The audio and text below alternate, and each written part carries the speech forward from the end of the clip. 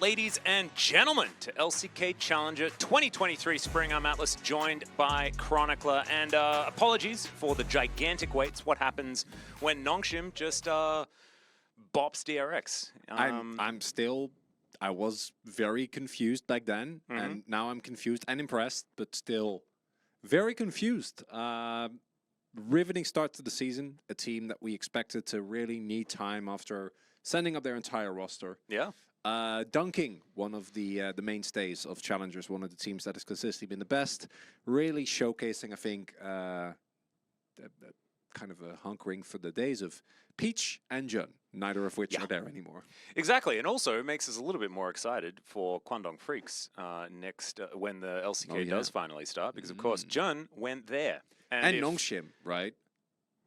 I'm more excited about Nongshim. I'm excited about Dundun. I'm excited about Dundun. That's all I care about. I actually think Dundun should be a fan favorite, and I'm really going to push the love Nongshim, you know? Like, we have Giga Chat, we need something for...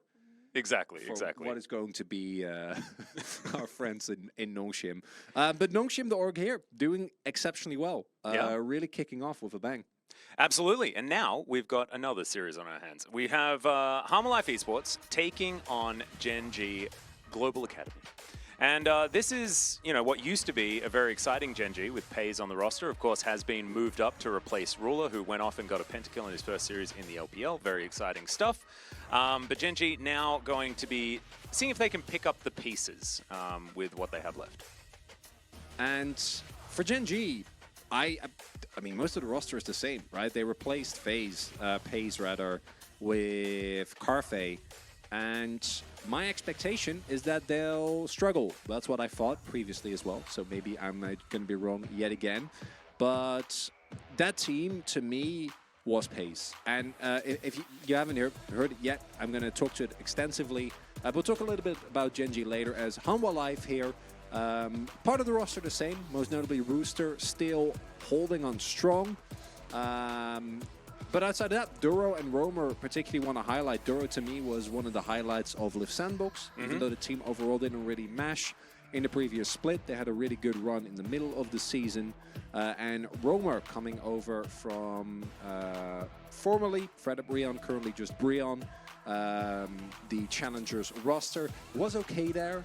Roamer, not really a standout player within the context of Challenge whatsoever. Rooster taking over after Lukalux was benched. And Hanwha Life as a whole, very middling last time around in Challengers. And with a new roster, provide some opportunities to maybe bring a little bit more.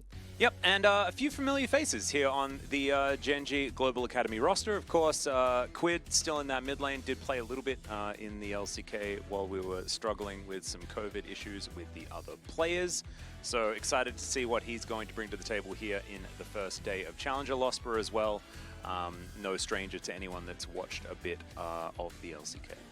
And most notably, again, the lack of pace. This team was carried by him. He was the focal point. The comms were built around him. The team played around him.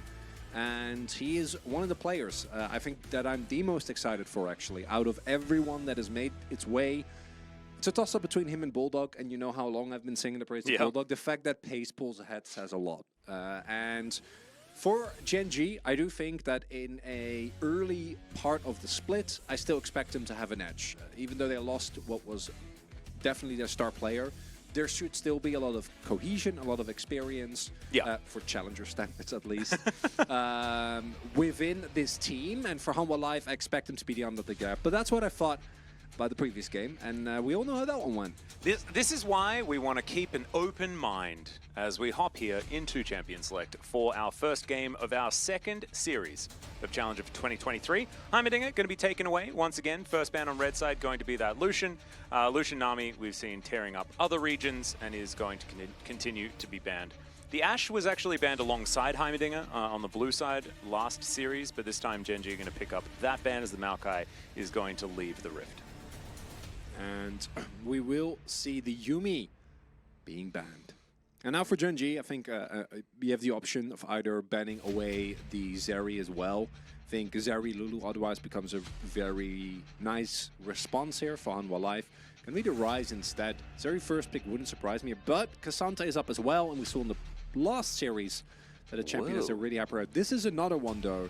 I don't know which form of Karma is going to be. Obviously, it's a possibility for Duro, but we've also seen Karma mid come back, apply a lot of prio, and I've even seen some Radiant Virtue Karma shenanigans, and I'm not ready for that to come back. When I read that item when it first came out, I just thought Karma item. I did. All right, well, Gen.G going to lock in the Vi here.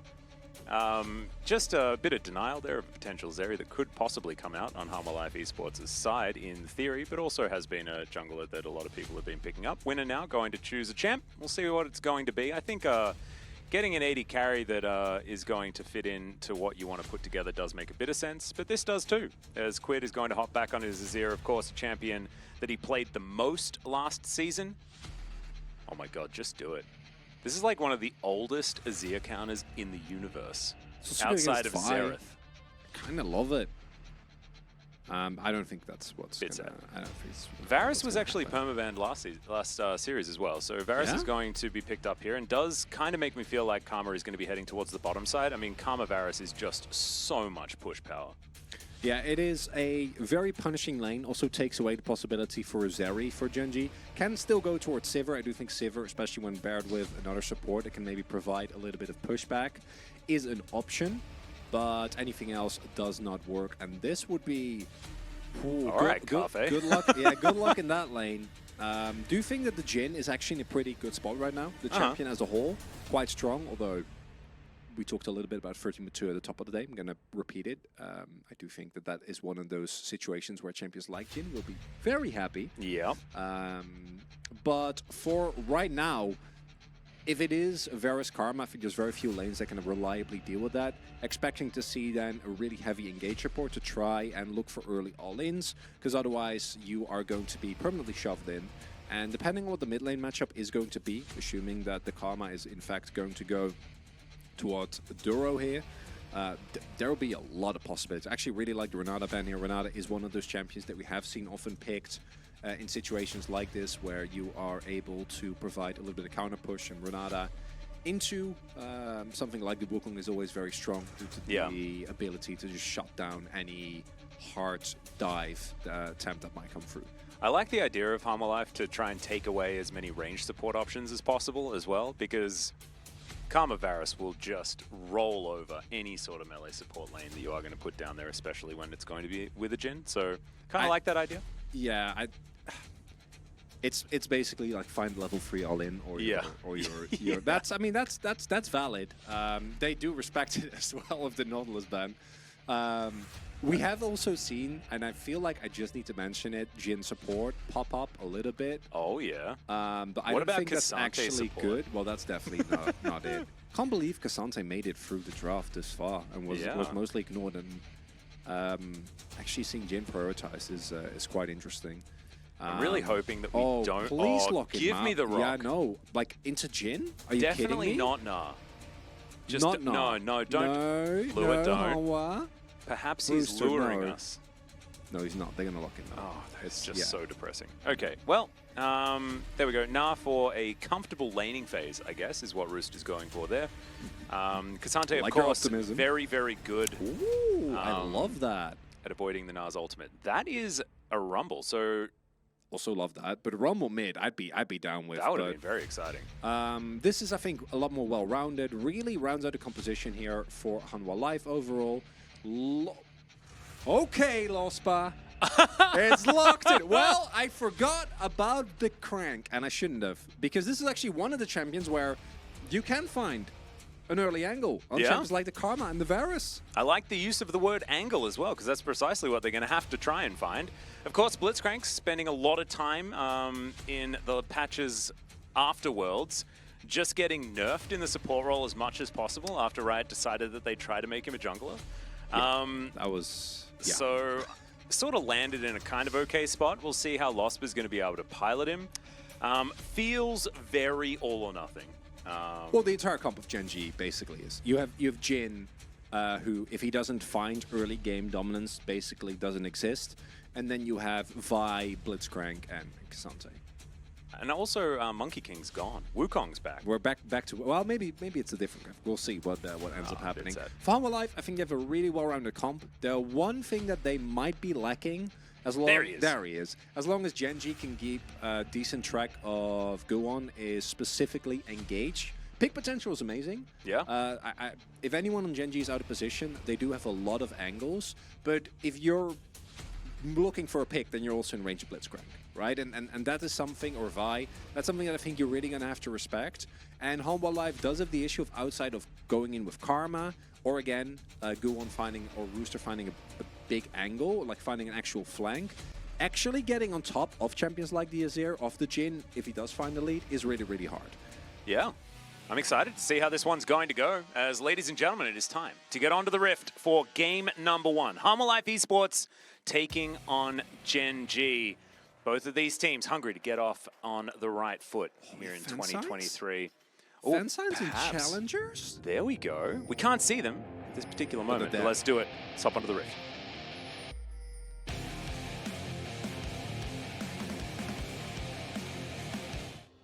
Couldn't see it, but Atlas and I were headbanging.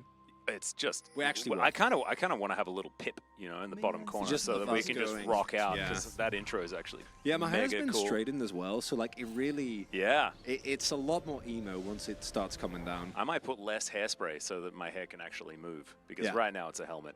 Oh yeah, your hair's not moving. Yeah, no, that it is really does. Yes, we see you in the Twitch chat. It is in fact Na picked into K'Sante once again. Something that I hope we only see today, and after that, coaching staff around the globe will just say, "Nah isn't good." And but we're going to give it a few weeks just to be sure. Okay. I kind of wanted to just give it a day. I just don't want to see it again. It was very depressing last time. We'll see whether Humble Life Esports are going to be able to win the game, and then therefore confirm that I'm an idiot, and in fact, Nara is a fantastic champion. We have seen that happen before, where we are like, oh, this champion sucks, and the teams keep playing it, and then eventually the champion just starts winning and winning and winning. You're like, now I get it. Exactly. Anyway, this is the lane that we really want to be watching, which is, of course, the Jhin Blitzcrank into the Karma Varus. If you thought that Karma Varus should be able to win in majority of the aspects in this lane, you would probably be correct. Unless Losper manages to get something exciting. It's all on you, my friend. Let's see whether he can make this one happen. So far, being hit by a Q, and has taken a little bit of combat damage. Yeah, a little bit of mantraing, not very, very fun. And of course, the level 2 advantage is always going to go to Lure and Duro, having the possibility of shuffling very, very aggressively, as long as you respect. As Zest kind of clapping him. Zest has put in an obscene amount of time on K'Sante this season. Let me tell you his his 3 most played champions in the preseason: K'Sante, Fiora, and Aatrox. He's 50-43. On K'Sante. Man's played a lot. Second most played Fiora, 15-22. What a grinder. That is a lot of gaming. He has gamed hard. So expect to see Zest feeling pretty comfy on his K'Sante this time around. I wonder if we're going to see Lostbot try and trade Flash. We do have Winner pathing towards bot side. Has gone for an early level 3, but I guess they don't really see an angle just yet. Is a ward really in the river. Quid, by the way, that little exchange. Really enjoyed it. Ooh. Does he immediately get punished? I don't think he does. Yeah, pretty safe position. Nicely done. Good sound effects, Atlas. Yeah, that's what we have to do. You know, when he's lying in wait, you have to. It's about atmospheric commentary. What music do you think Wukong listens to? What music? Whoa, that's an interesting question. Sea shanties? Really? Sea shanties? That's what came to mind first. What? I don't know. Is this one of those questions where I get time to think about it, or I should just say the first thing that comes into my head? I'm fine with either. I would love to hear your thought process on that one. As this is the risk that you do run if you do take too much chip damage. There's a possibility for a dive. Not going to go for it though. Doesn't look like Guwon wants to take the risk, and basically having mirrored paths here, both junglers looking around a little bit. There has been a decent amount of vision secured. He got it! Gets the knock-up, Ignite immediately used here as Cafe. That's the 4th bullet, and that is first blood going over to Gen.G. And here we see the balancing act that is a Varus Karma lane into Blitzcrank, right? You are basically forced to shove. You have to shove because that's how you get your lead. But a single misstep can take you down. And the really big thing is, Duro flashed, Lospa didn't, and Duro still died. Yeah. So you're in really deep trouble now. This is the type of mistake that single-handedly can shift this entire lane, because now, on any subsequent play, Duro and Lure basically have to play around the fact that Lospa can flash, Lure can flash, sure, once, and then Lospa still has Hex Flash. And if Duro moves too far up, that's immediately all of it. And I actually really like the Blitzcrank response for this specific reason. A single mistake from your opponent gives you so much more agency, and now I think there's a lot of opportunity for Gen.G to put pressure towards that bot side.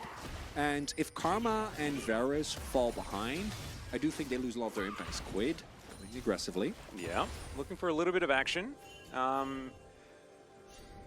Interested to see whether the Blitzcrank can actually get past the most difficult part, which is being useful in the later stages of the game.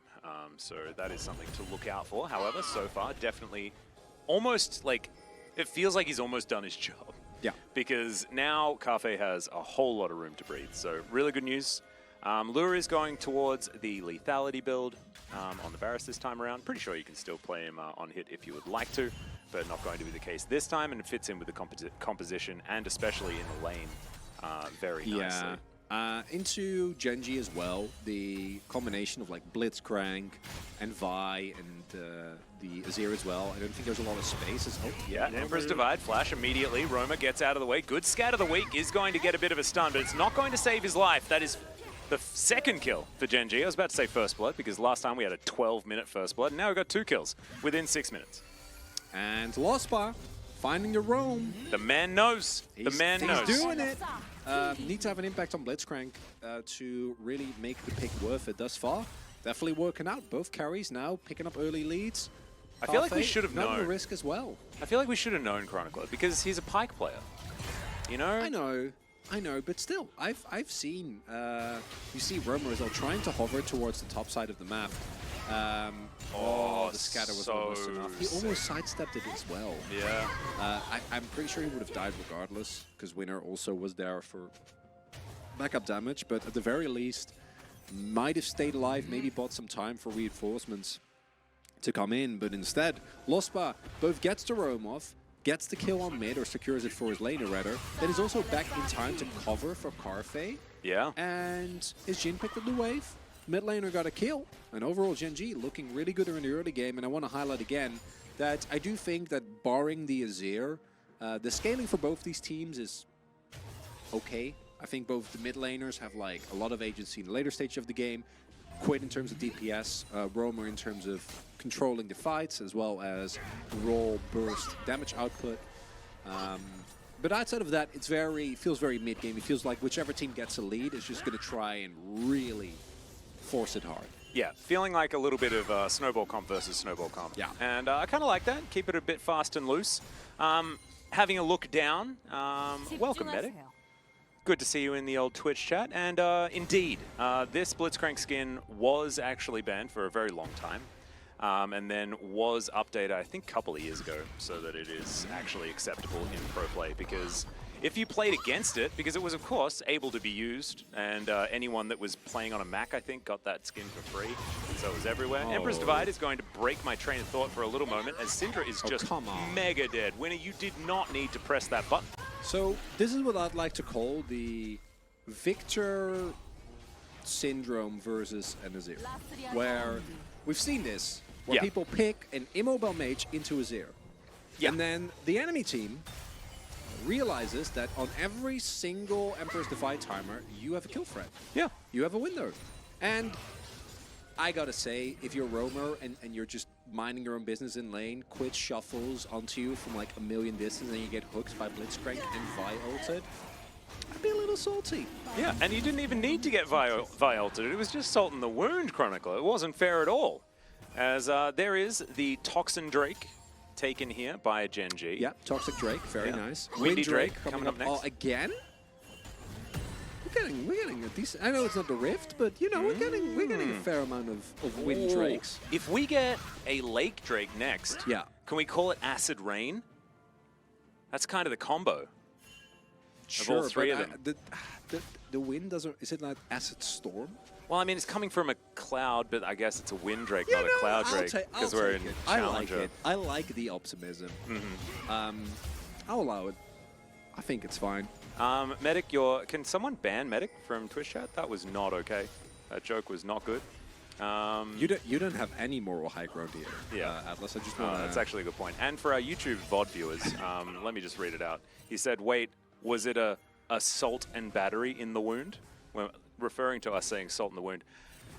I'm actually very proud, he's dead. to be honest. I'm very proud. He's gone. That is a gorgeous hook. Hex Flash, beautiful stuff. Good Flash, but still maybe dead. Flash is going to be there, guarantees the kill. And Cafe is just going to pick up a little bit more money. Love to see it. Sometimes the R5 Blitzcrank really gets it done. And this is that game, right? You have 3 immobile characters on the bottom half of the map.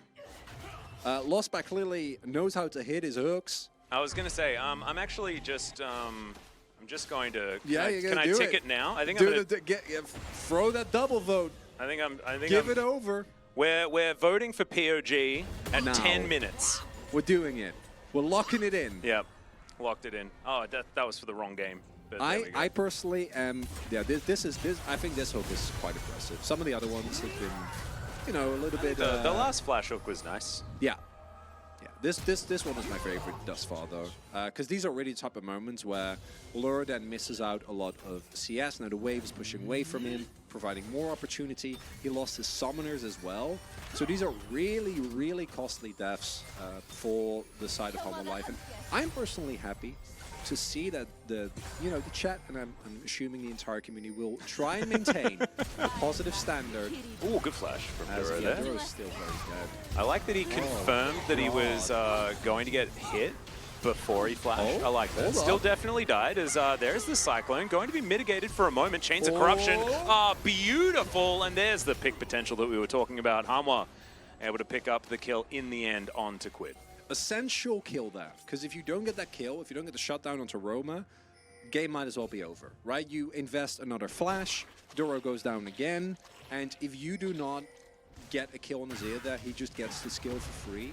Oh my god. You don't get any return gold, then you're screwed. But this is a really big swing from Hanwha, because not only do they get the kill on bot side with Gen.G overstepping just a little bit, they also get a substantial amount of plates, force a teleport coming through from Quid as well. And as a result, still big lead for Gen.G, still in a great shape, but definitely Humble Life bouncing back. Yeah, you can see now curtain call towards this bottom side as Lure is just going to take the last one. Not going to get hit by that one though, so he should be fine. Just made it difficult for him to last hit those minions whilst underneath the turret. I did like the thought process there from Cafe. Would you say, with Humble Life having a relatively abysmal super early game, that they would be luring them into a false sense of security? Is that sort of the vibe here? And then they start popping off in the mid game? You want me to say that was a conscious decision? Yeah. No, that's not how Challenger works. See, you're the Challenger expert, you know? I have to ask these questions. No, I appreciate because they do things differently here. Well, they do, yeah, but it's more embrace the, you know, how as an adult, you learn. I like that you didn't even get the absolutely terrible joke. No, I'm not. I'm gonna move right past it, Atlas. I'm not gonna give you the satisfaction. It's all right, because Twitch chat definitely did. No. Let me make my point, Atlas. Okay. I've been away from you for a fair amount of time, so it takes some time to get back. No, I understand. to our usual level, but as an adult, inside of you, you know, you learn to ignore the little voice that says do this thing that you definitely shouldn't do. Oh, not if you're a play-by-play commentator. Well, no, but that's because you guys are very in touch with where like the emotions begin and where the voice starts talking. No. and It's nothing to do with that. We actually have no separation between brain and mouth. No, That's how we do our job. That's what I was saying. Oh, right. I guess, you're also yeah. clearly not good at listening, but I don't know if that's a play-by-play thing or just you. But what I was trying to say is that... oh my God, acid rain. We actually hit it. We hit it. We got Lake Drake. There we go. Oh, he knows. Okay, that one was a bust. Good sidestep though.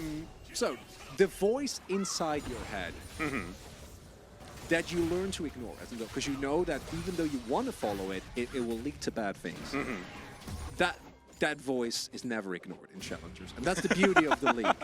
But that's more what I'm talking about. Purposefully going in a deficit is not. No, that's so, not. That's not too much forethought. Yeah. Okay. No, it all makes sense now. Thank you for that. Yeah. All right, so we've got Rooster in his own little battle here. Another beautiful scat of the week onto Losper, though he's not going to be able to find the hook this time. Emperor's Divide does basically nothing, as it is just looking so good for Hanwha Life Esports. Zest is just trying to get himself out of the way here. We'll just kill some Raptors, I guess, but now you can see that Quid has to flash, gets underneath the turret, and we'll see whether he survives as Rooster is going to overextend. Oh, good flash to avoid the piercing arrow. That would have definitely been death, especially if it was buffed, but probably didn't need to be. As Roma's looking to try and get some damage onto this turret. Could have been better, but definitely could have been worse there for Hanwha Life. Now, one might think that after Lospa walking up, missing a hook, and then dying, we would reconsider our PUG vote. We will not. Yeah, no, we won't. We're committed. Yeah, we see you. We see you, Medic. No. No. Still I was very already going to talk comfortable. about it because, unfortunately, as we see here, yeah, nothing but net, which in this case is very bad, hitting the net. And while Rooster is able to get a lot of damage down on Zest, Zest actually stays alive for a longer amount of time. On the top side of the map, they're chasing down the Azir, who again seems to just be unkillable.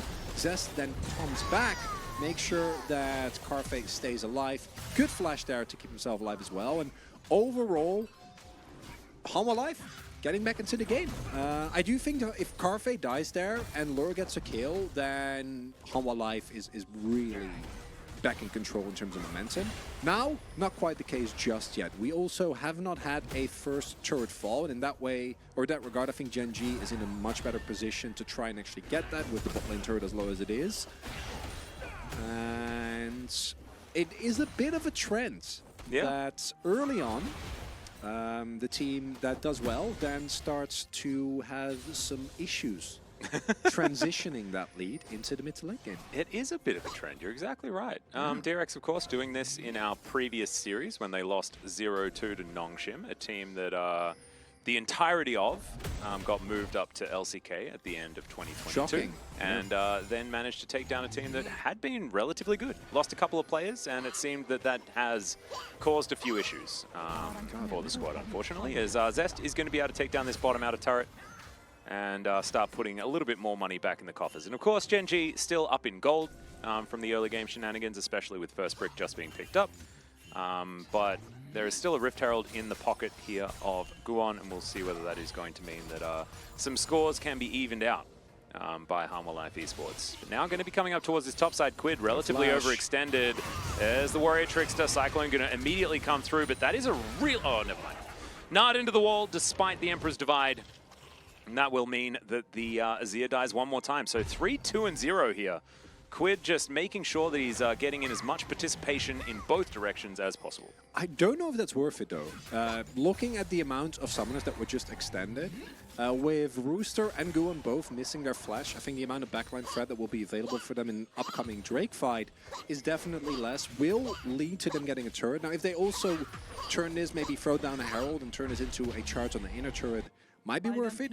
Looks like instead they want to go for a back and then try and use the mid lane, or use it on mid lane, as Rooster is just dead. Yeah, I think he's he does have Mega, but he has... Oh, his ult is just back off. That's a bit sad.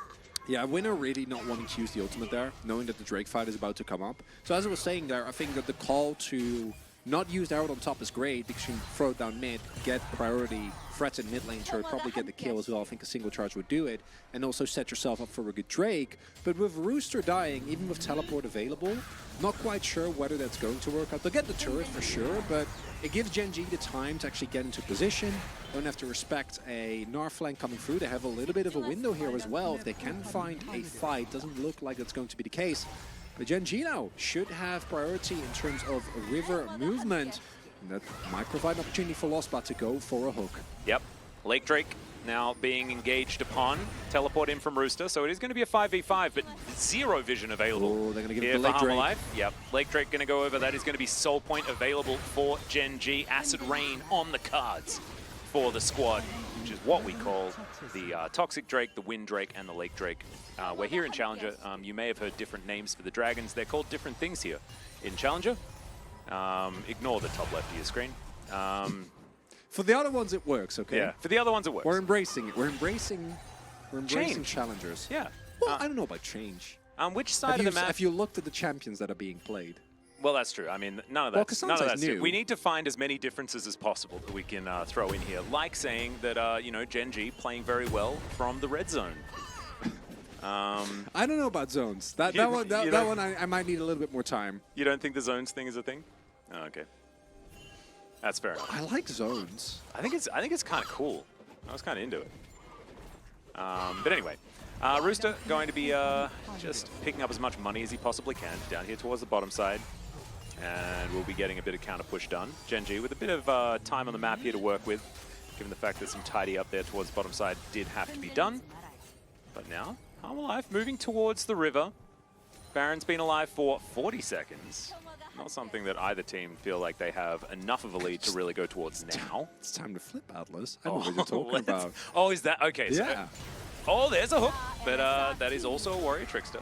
Immediately, Gen.G get out of the way, and that is Chains of Corruption. Very dead Blitzcrank.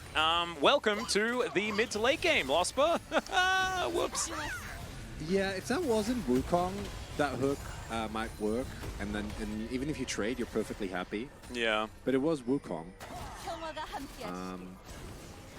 So it's not great.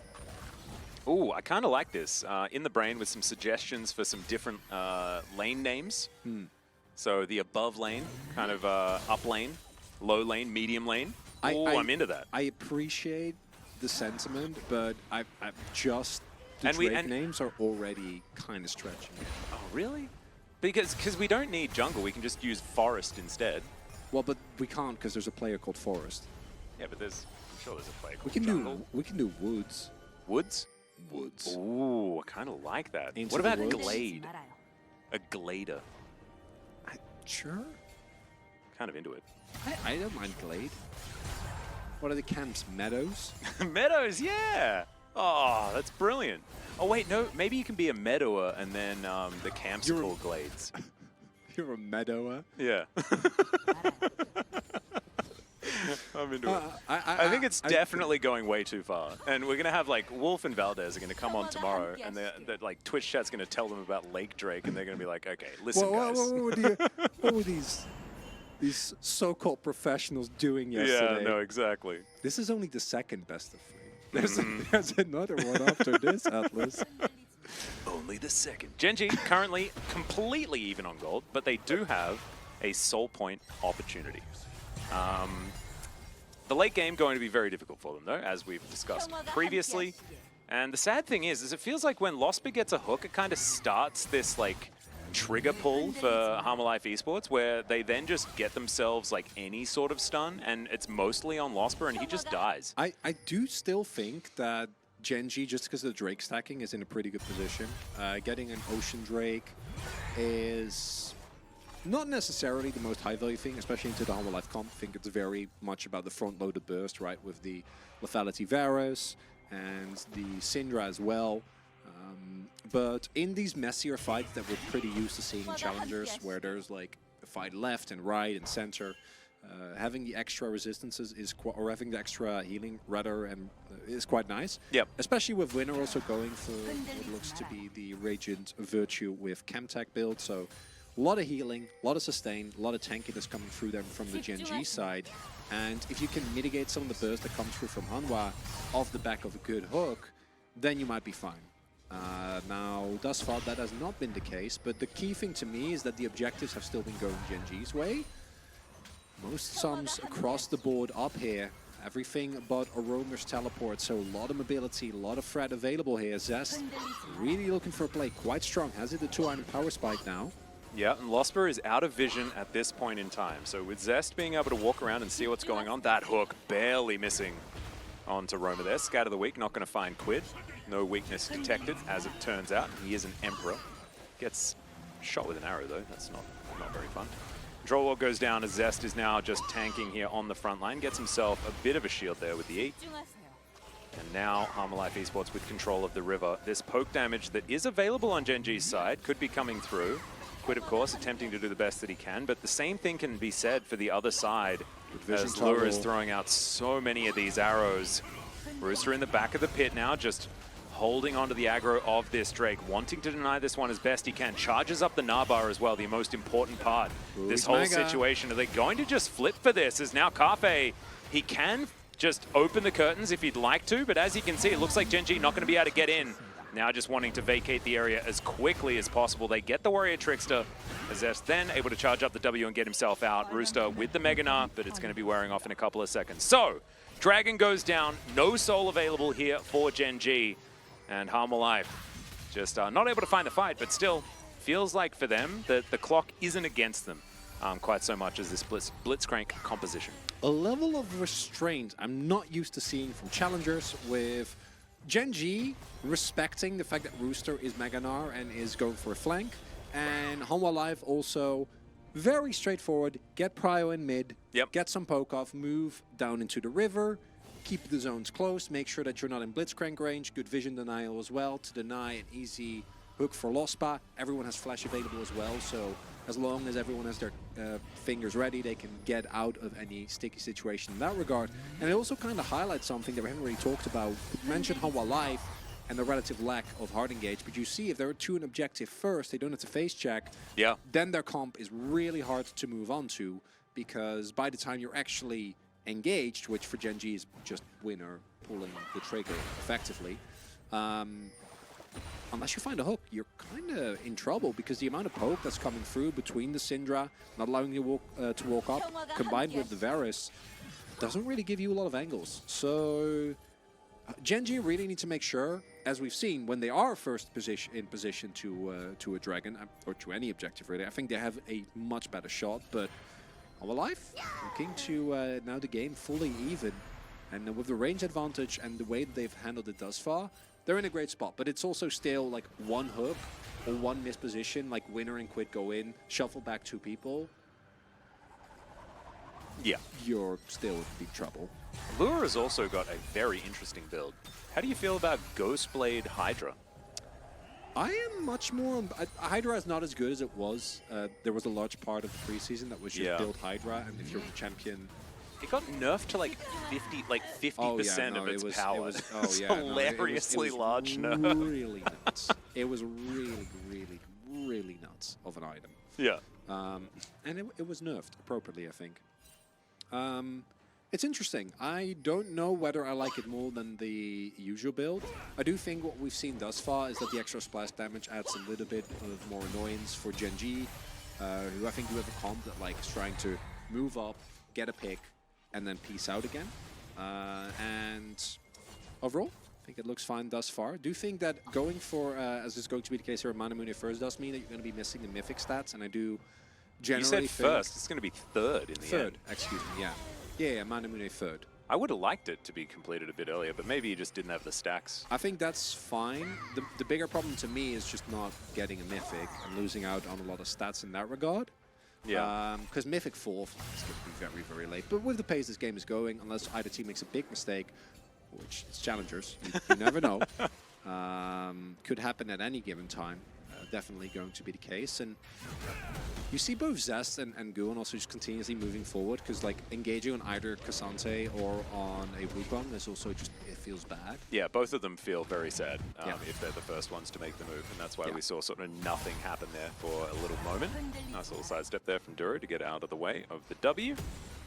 Zest picking up this wave, this outer turret, still alive for now, and we've gone back to like some weird like mid-game laning phase, is what it kind of feels like. Yeah, well, we're about to flip for late Drake, so everyone backing, good synchronized backs here. Yep, like to see it. Oh, Dura? We've got some good item spikes to come through here on the Gen.G side though. 3 items now for Quid, as well as the 3 items completed as Lord Doms came through there from Carfe, so kind of like to see it. 3-0-1 as well for the Jin. He's not to be underestimated in this game. Let's do a Veldus check as well. We have 2 stopwatches on the side of Gen.G. Yeah. Available for both Quid, who has now finished his Zonius, as well as Carfe with the stopwatch. And then 2 stopwatches on the other side as well. Ooh, so, 2 for 2. Very important. Zest, throughout the entire game, has been looking for these flanking positions. Has found them this time around. Cryo trying to be gained here, but this time around, Gen.G fighting a little bit more proactively. Carfe does take a decent amount of poke here from Lure. See it coming through. They know, though.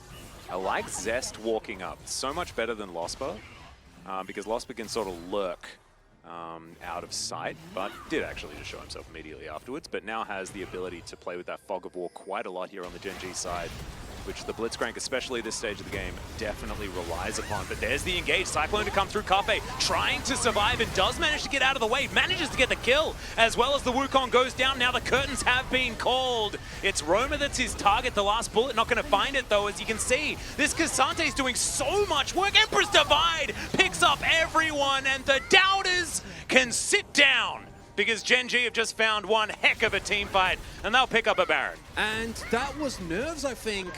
Both of the teams looking at each other. It's a clean ace. Yeah.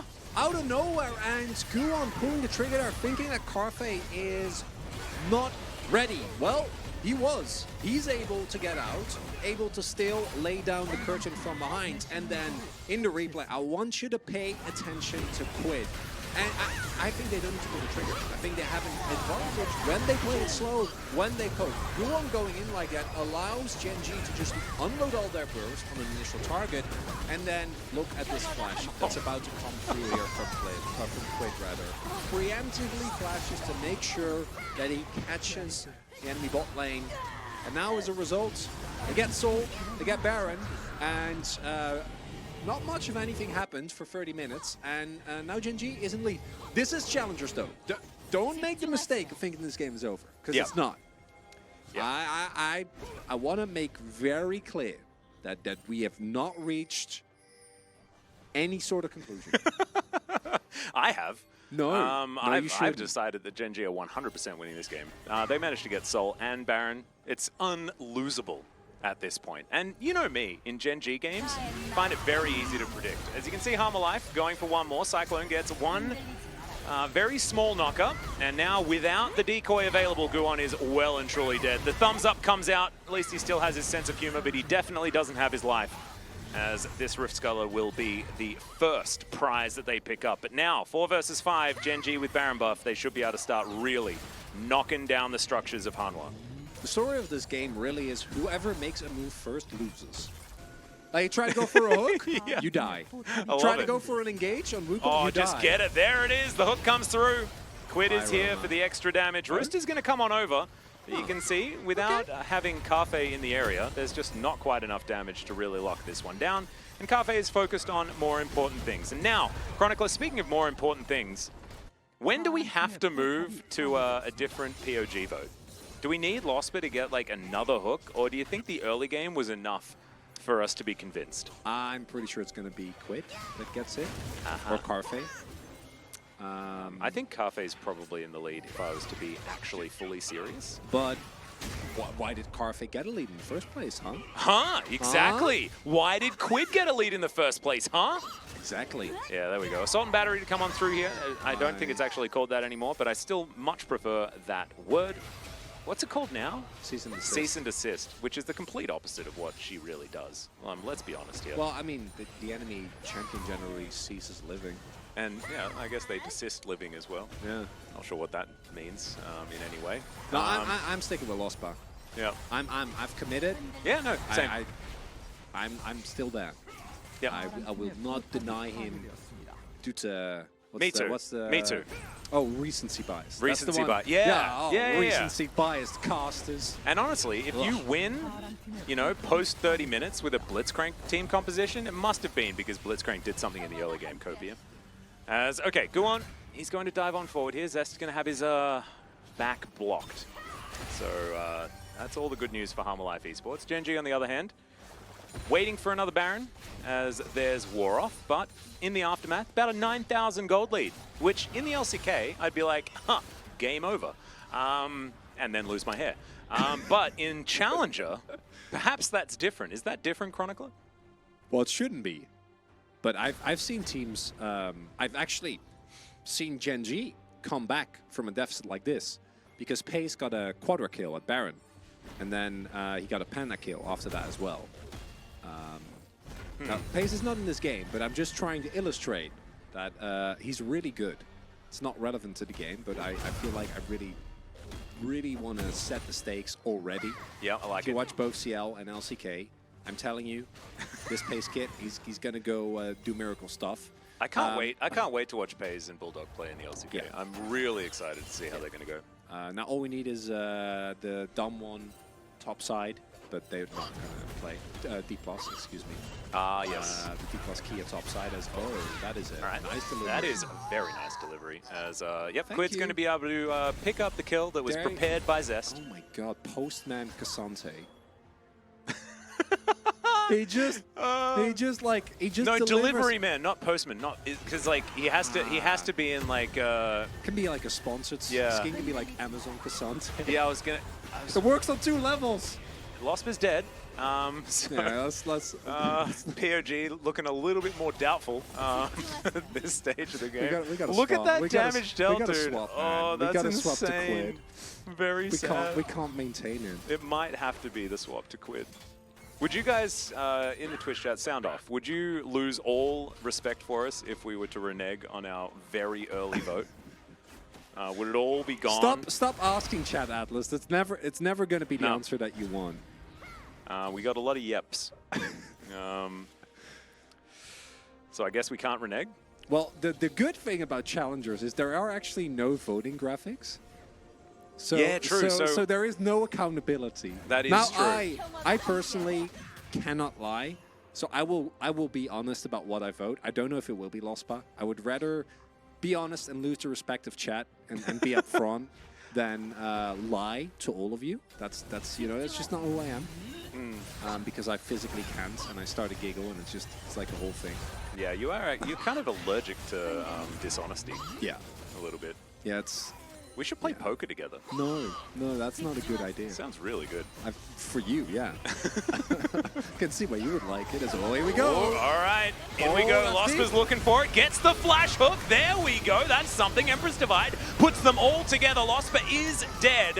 However, he died for the colony. That's a double kill for the Jin. So much damage still available, and this should be the end of the game. Not quite the quadra kill there for Cafe. Quid picking up that last one, but that should be it. And I think it was all Lospa in that last team fight. Fantastically done there by the Blitzcrank player. As the inhibitor's going to go down, that will spell defeat for Harmer Life Esports. And I was very worried for Gen.G coming into today's match, knowing that they'd lost their star player. But I also said the rest of this team does have a lot of experience. They've been around the block together for quite a while. And here we're seeing the pay of a little bit of BM as well. These guys are feeling confident. Makes you forget that nothing happened before 30 minutes. And overall, Gen.G able to pick up a win. Really lovely stuff. One of the sad things is that we have an 8-0-6 Jin in this game. Cafe playing phenomenally well. And I am very sad that we have to just vote for support because we're committed. You want to split? One vote for each of bot lane? Who reneged though? I'll take the heat. I'll go for Carfe. Okay. You can stick with one for AD, one for Lospa. Yeah. Okay, fair enough. It's a bot lane vote. And I'm 100% on my predictions, on my votes so far, so I'm happy to take one loss. I can't stay undefeated forever. So there we go. Our votes are in. You're a loyal man, Atlas. I am. That matters. My friend Medic was in the chat, and I don't like it when Medic thinks that I'm not sticking to my guns. Might just be Quid as well. Quid actually had a banger of a game. That mid-game shuffle. I think Quid. The Quid vote is 100% a good option. There's a lot of good options. Cassante was there again. I think Zest. I think just the massive damage that that Lospa provided was really what pushed it over the line for me. Lospa. Yeah. Well, overall, do see the little bit of early lead that was able to build up unironically due to the Blitzcrank presence. Still, I think a great counter pick. Then in the mid game, Gen.G trying to get a little bit over eager. And that final engage that we saw, where we saw Winner go in very deep, was the only engage in the game that didn't backfire. Every single time a team tried to make a proactive move, barring maybe the play around the third dragon, where we saw a really nice and clean play from Home Alive. I think if they kept playing like that, if they were able to say no to the voice in their head saying go, go, go, go, go, they would have been fine, right? Between the Varus, able to do a lot of poke damage, and the Syndra also online at that point, I think they could have done it. I think they could have been able to play a nice kite back composition, able to still utilize the CC that they had, but not going to be the case, and it will, in fact, be neither of the bot laners. No, I think this is the absolute correct vote. In the end, well done. I think, you know, I like voting for Lospa, and I'm okay with it, because he did manage to make sure that the early game for Gen.G wasn't awful. But Quid then just took all of those advantages and played extraordinarily well, especially the defensive play towards the later stages of the game outside of that top lane little situation. So really nicely done there by Quid, and good to see that he's back in some form here in 2023. Of course, a lot of you that are watching have probably seen Quid play when he had to fill in for Gen.G in previous years. And of course, Chovy has some pretty big shoes to fill, as it turns out. So pretty cool to see that Quid is continuing to go from strength to strength. So close to 700 DPM as well. Damn, that is some big numbers for the man. Overall, a very solid performance from Gen.G in terms of individual play and team fighting. Do think that we saw some issues for them in terms of how they move around the map. Setup around objectives wasn't perfect, but this is challengers. You know, if you're being hypercritical of these guys, then you really don't get the point of this league. Point of this league is to see these players develop. And for Home Alive, first 30 minutes of the game, if they are able to take it a little bit easier, I think there's an opportunity for them to win. Absolutely right. But ladies and gentlemen, enjoy some highlights, and we'll hop into a bit of a break before we get into Game 2.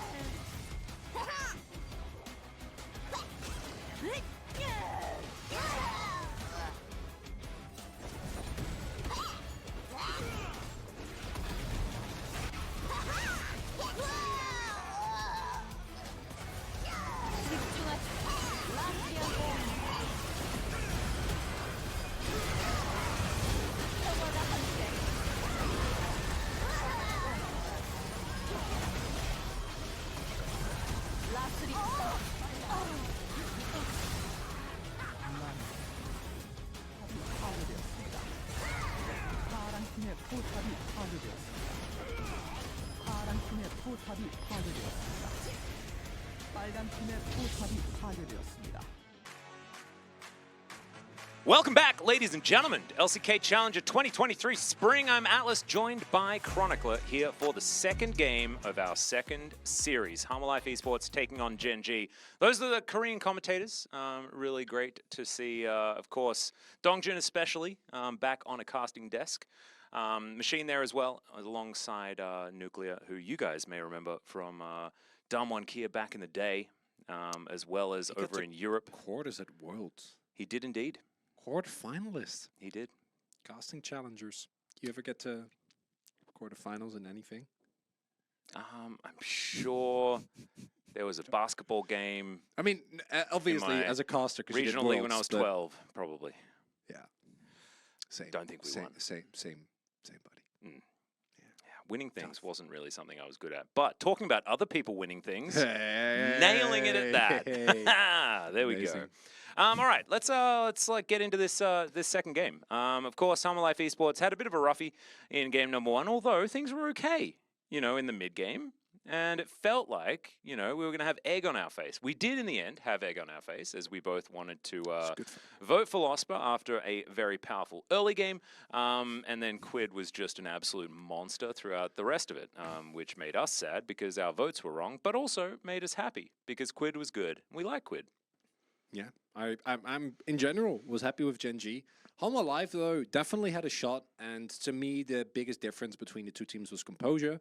Yeah, Gen.G at some point identified that unless you have a really good angle, which we saw for example in the final fight of the game, where Winner was able to get a deep flank and hard engage together with Lospa to 100-0, the enemy AD carry, you should not pull the trigger and you should play it slow. And then one really big mistake around a mid-game fight with Guon going in, the rest of the team not able to execute. Off the back of that, and Carfe crucially staying alive, really trying his best to fill the shoes of pace, was the end of the game. Because after that, it was Soul gone, Baron gone, what was it, 9k gold swing? Yeah, and then 9K the game gold was just kind of over immediately. And there wasn't really a way back into it after that. No, it was a little bit of a disaster. So looking forward to seeing whether Life can sort of get their feet back on the ground. I think we'll see some different team compositions, because this time around it was definitely, I don't know, it felt like it wasn't super standard, and definitely a bit of a Hail Mary on both sides. What I really want to see is Cassante banned, because he's been 100% win rate, 100% pick rate so far. So I think some priority to be added to that guy could be a good move. Yeah, there's also the Bird, who has been doing pretty well. And oh yeah, Azir, Yumi, Sivir, it's just they don't go away. They don't. They're just still there. The most interesting thing to me is that Ashe and Heimer have just been permad by everyone all the time thus far.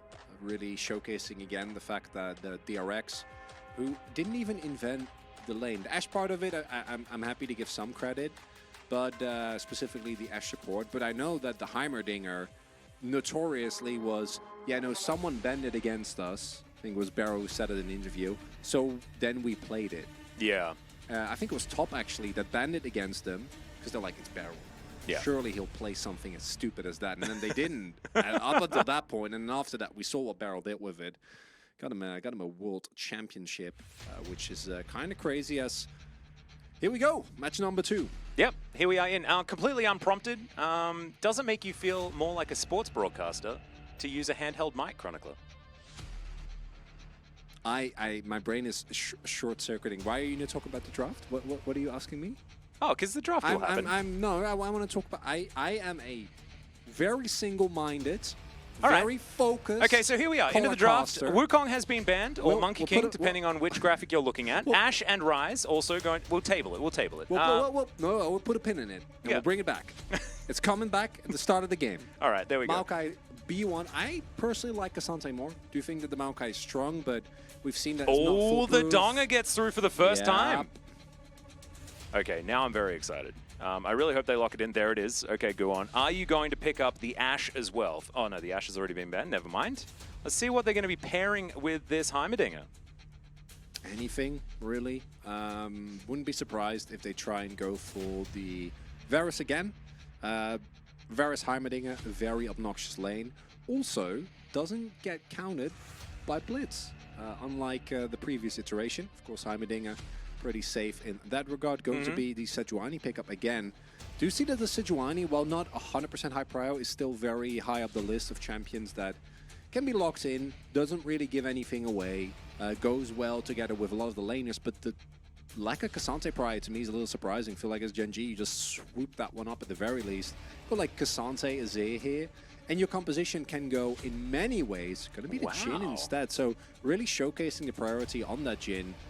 Cassante to me still is a no-brainer. I think the Azir, you have a lot more options as to what you add. You can also maybe look into some bans. Kassadin also, if the Azir does get picked up, Hanwha remains a viable counter pick. So even this, yeah, I'm completely on board. Still a lot of space in terms of composition that you go for. And again, highlighting Gen.G's really priority here. Carfe had an exceptional Jhin game in game number 1, so not too surprising. Well, this is interesting. Zeri going to be locked away 3rd. So Zeri alongside Heimerdinger there towards bottom side. Often really likes to have a enchanter there, but going to be the Zeri Heimerdinger to try and offer a little bit of a punishment here to the Jhin lane. The Varus still going to be banned here. So an interesting thought in my mind is that Hammerlife seem to think that Jhin doesn't have to be in the AD carry position. Or they're afraid of mid Varus? Ooh, mid Varus. The classic Azir counter from 2015. Yeah, even though with how many immobile mages we've seen get completely dumpstered by Azir, regardless of... This is definitely an Azir pickup. Yeah, so they are actually banning Varus to protect Azir. That has to be the read. I don't know where else you would put Jhin, unless you think it might be Jhin support. They were the strangest bans I have ever seen. And they lock in Gnaw. Yeah. And I... No. Okay. Okay. Makes no sense. I think Carfe is just having funsies. I think he's just having fun. I think Quid should probably play the champion he just dominated on. Yes. Yes. But also, I guess they could just lock in... yes. Yeah, there it is. Soraka is in. So Soraka actually notably very good into Heimerdinger, just in general. So I kind of like that option. I love it. All you need now is a consistent source of DPS. And Quid just got MVP on a champion that has a lot of AP damage. I think just going full AD is the way that you go here. Just full AD. Because now you've got Winner who plays full AP Deathcap second Maokai. Well, no, he'll go Deathcap 4th, maybe. He'll probably get Shadow. I'm not kidding. He'll go Shadow Flame before that. Okay, I'm kind of bad. I am kind of out of it. I need a moment. I'm very confused. So you have a source of AP. That part is fine, but is it? So it's then you rotate Jace to top to try and counter the Gnaw, I guess, and then you play Cassante mid, or do you play Jace mid? Because Jace mid into Swain is like I don't know to what extent that's something that you want to go for. I'll trust Quaid after the previous game and like the amount of poke that you have together with what I assume will be a full AP Maokai is completely obnoxious. So I guess Gen.G is just say, well, we're a kiteback comp now, and you are 5 relatively short-range champions. Good luck. I mean, I think that this like Gen.G comp would look way better with Azir, so I don't really I'm very perplexed. Well, I'm on board with like quit. If you want to play Jace mid, sell me on it. The Swain pick into the Jace is more interesting to me because I don't feel like the Swain is a pick that can provide a lot here. The upside is if Roma gets fed, he never dies. Yeah. Like, no one ever kills him because Jhin just doesn't deal well with champions like Swain when they get very big and beefy. And I think that, in general, the top side of Hanwha can be tough to chew through if Carfe doesn't find a lead. But overall, just some very surprising decisions. I do think Swain, this is something that goes back to last year Challengers, is a pick that in Challengers is really good because the amount of random stuff that happens in Challengers. There's random fights all the time. And in that regard, I do think that the Swain offers a lot, but this is kind of a see it before you believe it and or get it to me, Atlas. Yeah, it feels a bit like Quid was just really scared of the counter pick options. So just didn't want to go for that with the Azir's. But here we are, onto the Rift for game number 2 between Halma Life Esports and Gen.G. Halma wanting to bring us to our first 3-game series as we've got some bot lane shenanigans on the cards already. As neither team really going to be able to find too much. Bit of early damage available there. 1 CS apiece on both sides of the Rift as Duro's just going to poke his head out. Stops it back there onto Zest. Might actually be relevant, but I don't think it will get a teleport or anything like that. So he'll just wander the lane and it'll be a-okay. Any interesting keystones that you can see over here, Chronicler? I love First Strike Maokai. And to me, it's a clear sign that we are, in fact, going to see like the full AP variation. It feels really, really degenerate. Carface? Just like that, it looks like they're having a lot of fun. I actually think the comment on Lost Spy is pretty surprising as well. Ari is often the rune of choice for Soraka for obvious reasons, really bolsters anything the champion wants to do. Yeah. And with Comet, you are definitely trying to maintain a little bit more laning pressure and feel like you don't really need to in this scenario. Obviously, Jin always likes having pressure because it allows him to really utilize his harassment. But I don't think you're really going to be able to get a lot of that into Heimerdinger either way. This mid lane, another very, very interesting situation because I'm not very well equipped on the Jace versus Swain matchup. In my head, as long as Quid is able to stay clear of any pulls in after the ultimate is available, he should be in a pretty good spot. Also, the disengage from Jace is definitely something that I think can be a bit obnoxious, and in range from you have a lot of obvious advantages against the Swain. Little whack. Boop. Like it. The one thing, okay, I've got a theory. I got a theory about the Jace mid. Hit me. So Quid is playing behind Chovy. Chovy absolutely loved Jace mid for quite a long time. It was him and Showmaker that would play it. No other mid laners in the LCK would. As interrupted, am I? Didn't know why I did a bit of Yoda there, but there's a Permafrost. That should be first blood. Guon going to pick that one up on the Halma Life Esports side. That is a scary piggy. And false sense of security there, as what we saw was Winner placing down a sapling into the brush, so feeling relatively safe. Guon, though, not going to be in range of that ward, and as a result, able to pick himself up a quick early kill. And that is a really great way to start the game. Obviously, Sejuani, cool, not necessarily as relevant, but the experience and setting Winner behind is definitely quite big. And now the opportunity for Guon to still go for a clear. Has Prio very, very aggressively in the bot side of the map as well, so we'll be able to possibly double scuttle. Really going to build up a big early lead here, and I do think that the composition from Gen.G when behind doesn't do anything.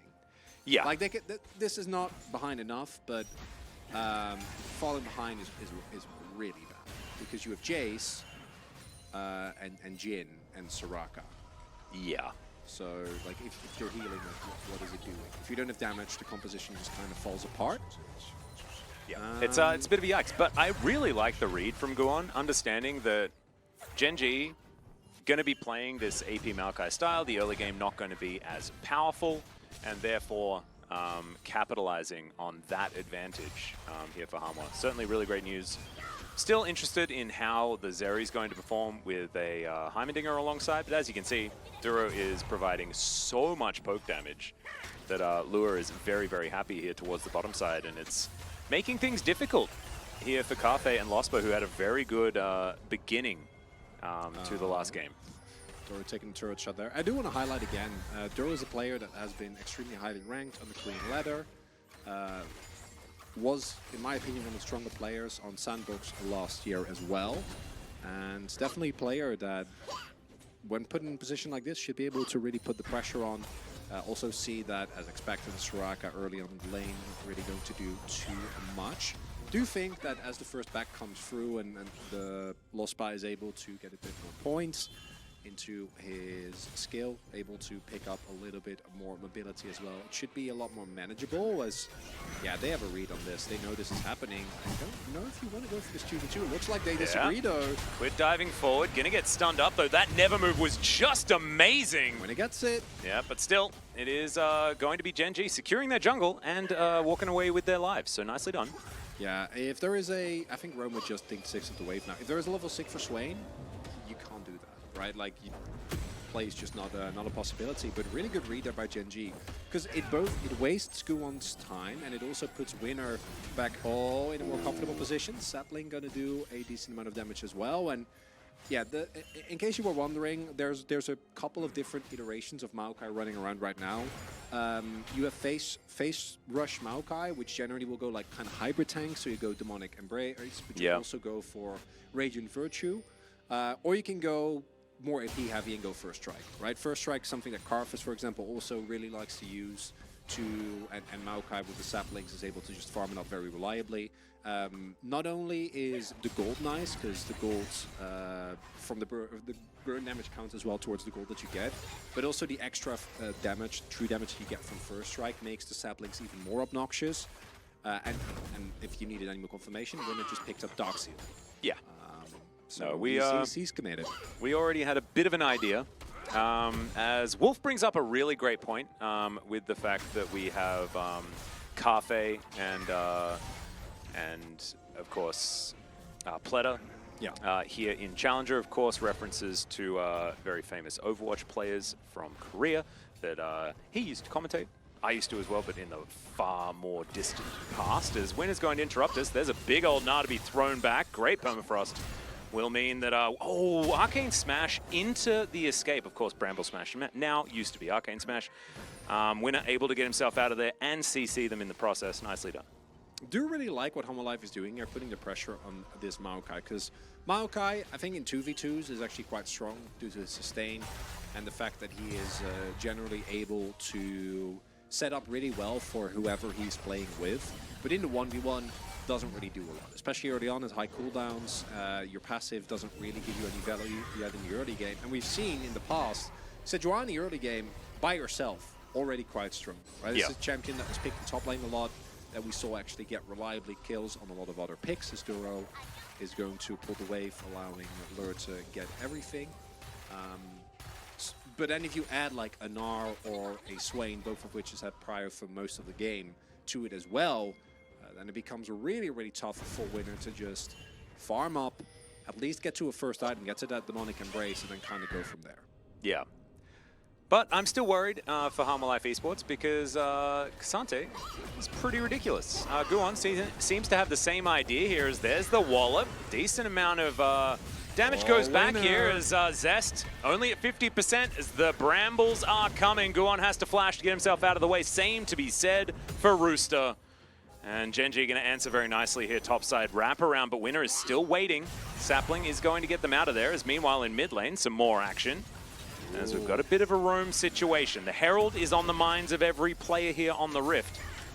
So who's going to be able to lock it down? So far, Homolife Esports did have the action. Lights went off for a moment there, as that's a little bit unfortunate. Winner should be able to walk this one out, but Lure is still able to keep up with him very effectively, and there goes the Maokai. Just not used to him being that extraordinarily squishy, as he wasn't able to get out whatsoever. No flash available, and that is going to be the end of that. Gen.G thinking about a trade of something. It's a Cloud Drake there towards the bottom side. They're going to be able to push in the mid lane, but Homolife are going to get most of the spoils. Really interesting, because with that topside play, I actually thought the advantage was there for Gen.G, right? They forced two flashes. They put Rooster in an awkward position, but instead Winner just a little bit too far forward, doesn't have a flash available still, and as a result does get taken down immediately. Rest of his team also there, I think, maybe giving a false sense of security, feeling like he could be further up than it was actually the case. And now Zest, he carries K'Sante, he shrugs most of it off, but will definitely have to give up the plate damage as Roamer. Another big fan of the, or rather a member of the Rod of Ages Appreciation Club. Yep. And Swain, course, OG Rod of Ages another abuser one. from back in the day. I like it. I'm okay with that one as well. Bit of tankiness, likes the mana. Just pretty happy Swain. Guan just mowing up the jungle one more time. About a camp and a bit ahead of Winner right now. Winner, of course, could be in a worse situation there, you might imagine. Also able to lock down the Drake is definitely good news. So Gen.G starting to stack this one up. Acid Rain, possibility one more time here. That would mean that Lake Drake as our Ocean Rift would come through. So kind of just want a different soul. What about, what are we calling Hextech? Is that Mechano Drake? I like Mechano Drake. So the options are, like, I feel like Science Drake is the obvious one. No. But that's boring. No, because Science Drake could be Chemtech Drake. It's the same thing. I guess, but we've already called that one Toxic Drake, so I feel I like know. it goes without saying. So, there we go. This is a great. Okay, we can really dig into this now, as we have a pause here.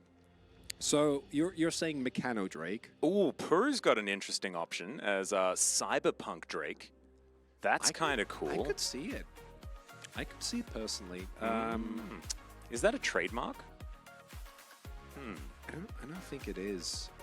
Cyberpunk, maybe Cyber Steam Drake? Steampunk Drake? Is that it? I mean, Steampunk Drake's pretty cool. I still think that Mechano Drake is fine. Don't we do maybe, I don't know. I want to mix up a few stuff, but we don't want it to get too crazy. Like it's the ever, you want to cross the line into creative, but you don't want it to be too... I like Mechano Drake because I far-fetched. think it's like, because there's Mechano Egg in Battlegrounds. In a And then it completely spawns unrelated... into Mechano Well- Drake, I'm pretty sure. And it looks pretty similar. That's where I'm getting. I guess. Clank Drake? I think Wolf's kind of onto something here, and I like that he's getting involved. Clank Drake. Because that means that he... Where is Veldus? What is Veldus' his thoughts on all this? We need to know. We need to know. Wait. I'm not Banana quite Drake? sure. I don't understand. What's Banana Drake? How does that... How is... it which doesn't- Drake is that? Yeah, it doesn't really. So. Oh my God! It's so obvious. Ah! No. I think In the Brain has it. Dude. Balti McShockface Drake. It's Thunder Drake. Thunder Drake? Yeah, because there's the lightning. We're doing toxic, thunder, Oh, wind, earth, yeah, lava, there we go. and lake. We could actually do just only Pokemon types. Oh, that wasn't And my that could be every intention, but Drake. that works. Because that'd be like, what? Fire Drake, Water Drake, Yeah, we can't do fire, Flying though. Drake. It has to be lava Drake. We already. Okay. Well, then we can't do it then. Because then it'd be Electric Drake and Poison Drake. And we'd actually just have Pokemon Drakes. It does kind of work. I'd rather stay clear because we already have Pokemon in the jungle. We can't have Pokemon everywhere. Yes, we can. No, I don't want to. But now This is that's its the own theme of thing, 2023. Atlas. We didn't have a lot to take from the preseason, okay? Everything is the same, except junglers now have a Pokemon, okay? That doesn't actually change all that much about what they do in the jungle. And so now, as soon as we've added a bit of Pokemon, maybe we just add the Pokemon flavor to the dragons. I don't know. But I think it's something that we can iterate on. We can iterate on. I wanna, when we see a Hextech Drake, I like Thunder Drake. I think it's easy, it gets to the point. I think it works. Okay. But if you would rather do, I actually really do like Mechano Drake. I wanna. What if we combine them? Whoa. Thunder Mech Drake. That's too many words. That's too many words. Yeah, you There's can't say way that too many quickly. words. Yeah. Yeah, no, I don't think I could get there. No. G-Clef with the Dr. Drake. Wait. I like the input. Wait. I like the input there, Mr. Clef. However... Hold up. Give it a second. It is the Science Drake. Oh, that is true. And it kind of sounds like Dr. Dre, which is pretty cool. And it's Doctor, so it's like... Oh. The more you think about it, the cooler it is. What if it's Dr. Thunder Drake? Oh. I like Dr. No, Lightning. stop trying to put extra words. Can't do extra... Here we are back into the game, by the way.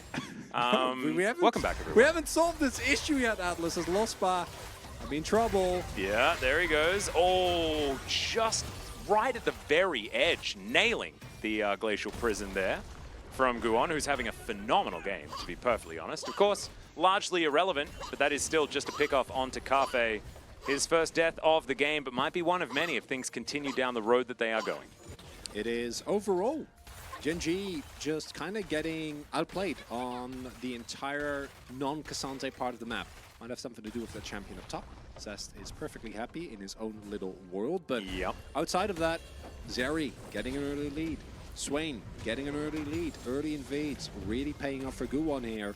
And Gen.G is really going to need a very, very good mid-game team fight if they want to come back for this. Unfortunately here, they feel like they're safe, but they're still relatively far up the lane. It's, after all, Duro who is able to hit. The problem there is, even if you do flash a Scarfe, that means that Guwon probably just hits you with the ultimate and you die regardless. So, could have flashed the grenade, but then probably would have died regardless. Maybe rather has the flash available for the upcoming fight when we go to the Toxic Drake. So kind of a tough one. Yeah, no, it is a tough one. I like the Twitch chat is still just dragon names. Keep them coming, guys. Yeah, we'll be reading need to them. workshop this. Yeah, yeah, we're very happy to have a bit of a glance down and figure these out. But yes, definitely bad news for Gen.G, as now Quid's going to try and do his best to try and stop that, but you can see Roma is actually still winning these fights outside of that Shock Blast landing.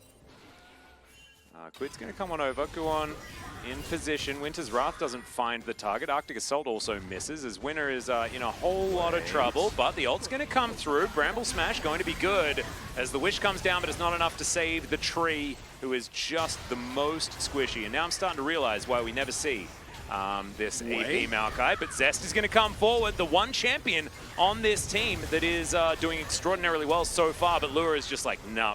He's had none of it, as now Cafe is going to come around. The 1v1 here between the Jin and the Zeri, but we're not going to really watch it. Yeah, we are. We'll just end up getting over there in the end. Zest managed to get a kill, though, and now he's trying to fight Duro. Can he get the last order? The answer is no, but it's Losper that picks it up with the Comet. Love to see it.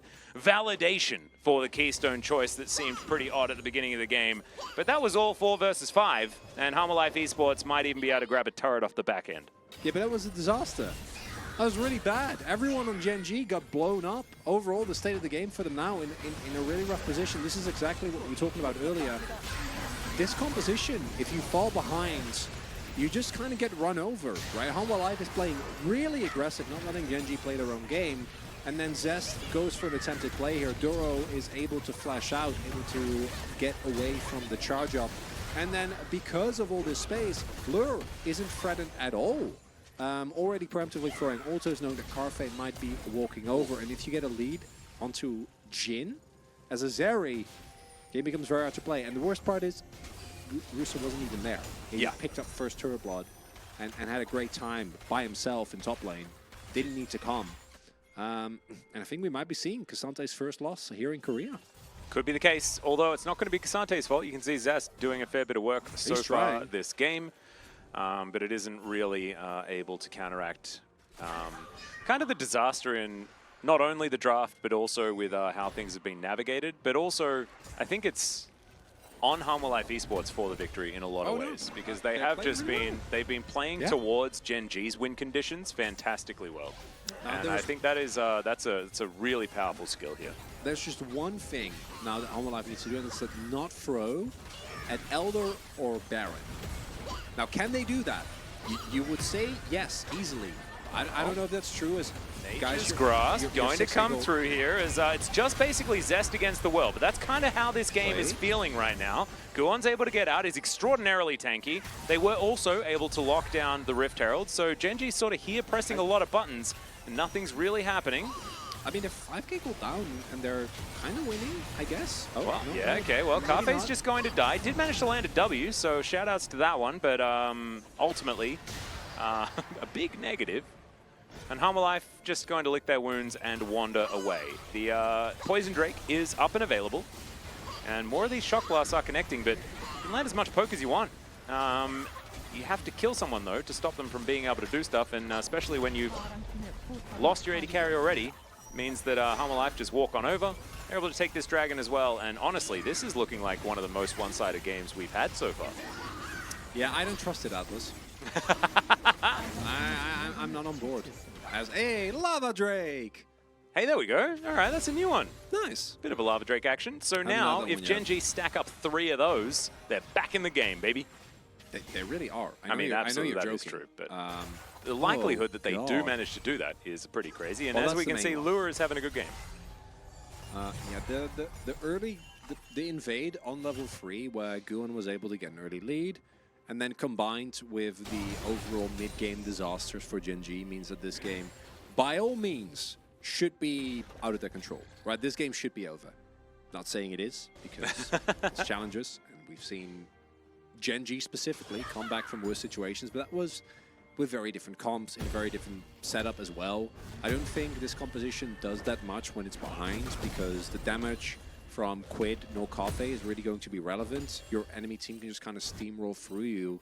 And for all the issues that we've had with hard engage comps in previous games, like you have Sejuani, if you want to start a fight, you can. You press it's not going to be a problem. You have a really good front line with Roamer and Rooster as well, so you're really going to rely on our life making some really big mistakes, right? Allure needs to jump into a bunch of people. Roamer needs to be caught out and just get taken out immediately. Picks like this, good way to start. If Certainly they can get could be a good one. Not able to actually get the Unstoppable there, but the Nature's Grasp is going to come through, and that is a very, very dead Rooster. Zest able to lock down that kill, and you could see Cafe was thinking about coming down to help, and then they realized that he was going to be dead too soon. So he's now picking up the pieces in this mid lane. Decent little pick, but not going to be enough to get them out of the woods just yet. This is how it starts. But as you point out, in of itself, not even remotely enough. Jin doesn't have an item. We're 18 minutes in. Ah. Yeah. He's got a lot of pieces of items. Well, he's full build. Technically, he's full build. Like, look at that. Full inventory. Oh, wow. He just sold 2 of his items. That's a shame. Yeah, I know you know. Yeah. I know you know, Atlas. I know. Yeah.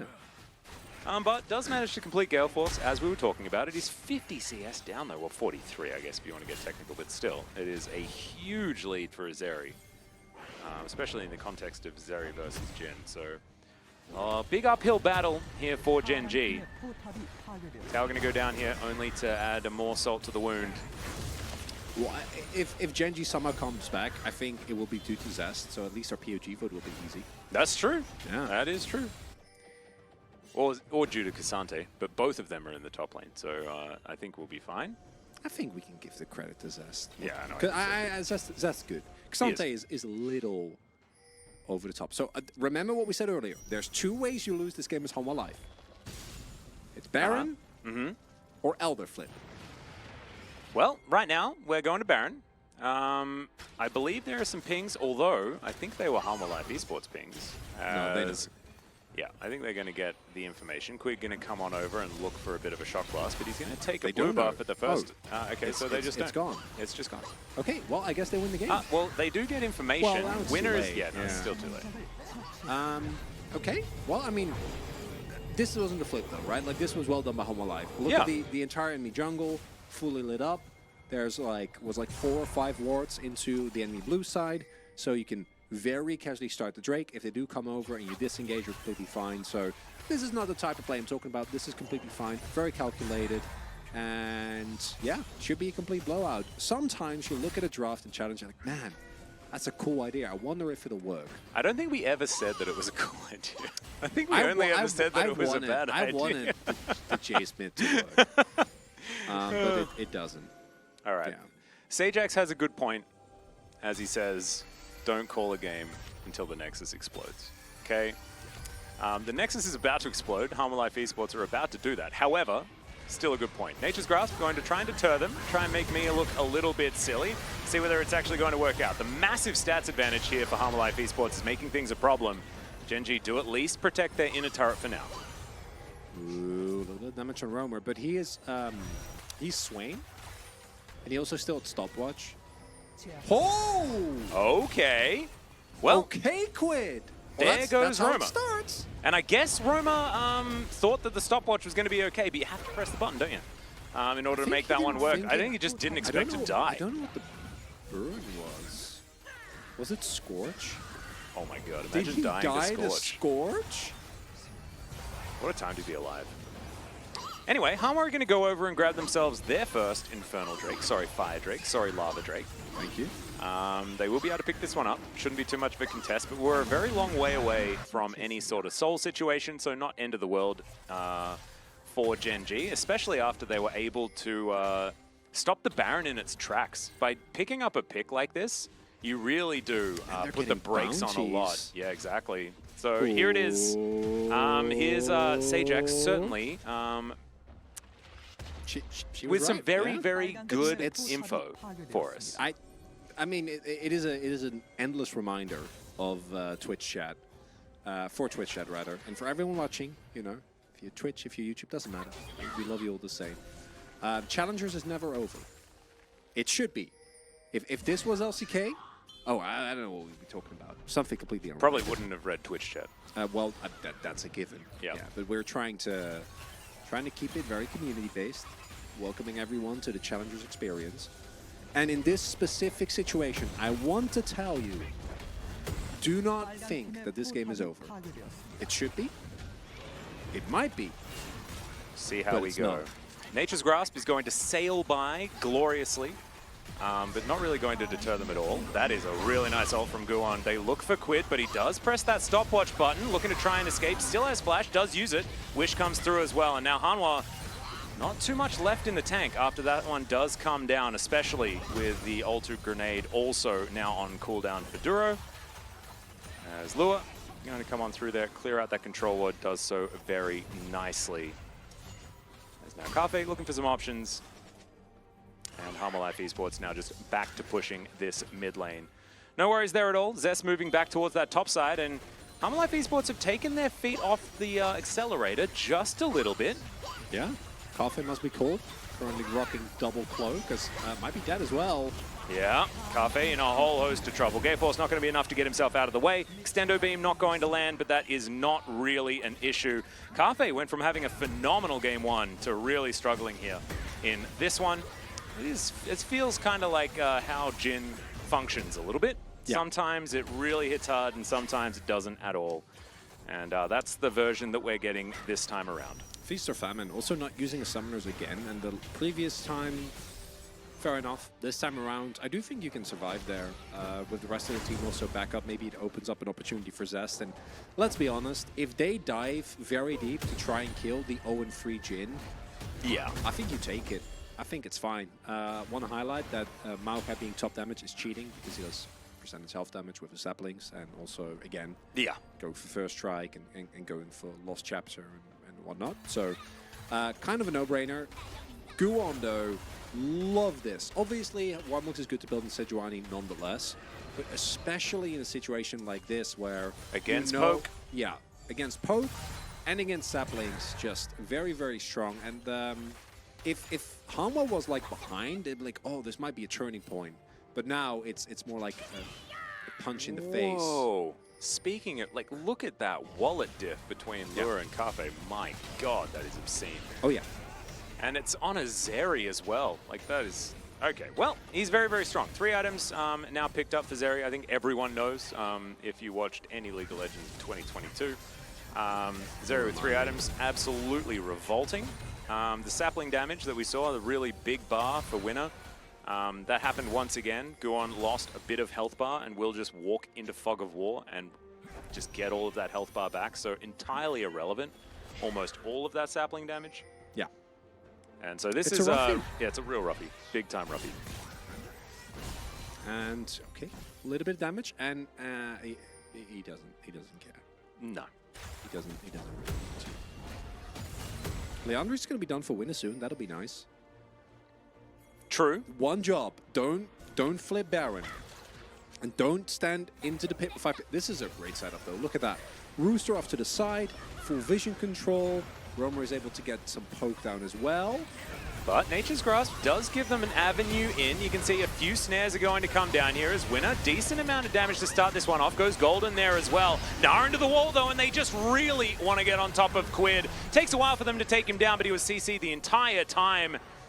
Zest was able to get the kill on Duro in the backline, but they lose winner and they lose Quid. That means that there's not a lot of options here for Gen.G. Still, Baron hasn't been re-engaged just yet, as now they dive forward one more time. Zest is scary. We'll see whether Hanwha Life are going to be able to mitigate that one. As you can see, Lua, decent position right now. Yeah, Kasante's situations are happening here as he tries to ult himself out, but nothing really happens. Another kill goes over to the Zeri as Losper flashes nicely, but that is about all of the nice things that you can really say about this situation for Gen.G. As Hanwha, I think it's all over but the crying. Oh, yeah.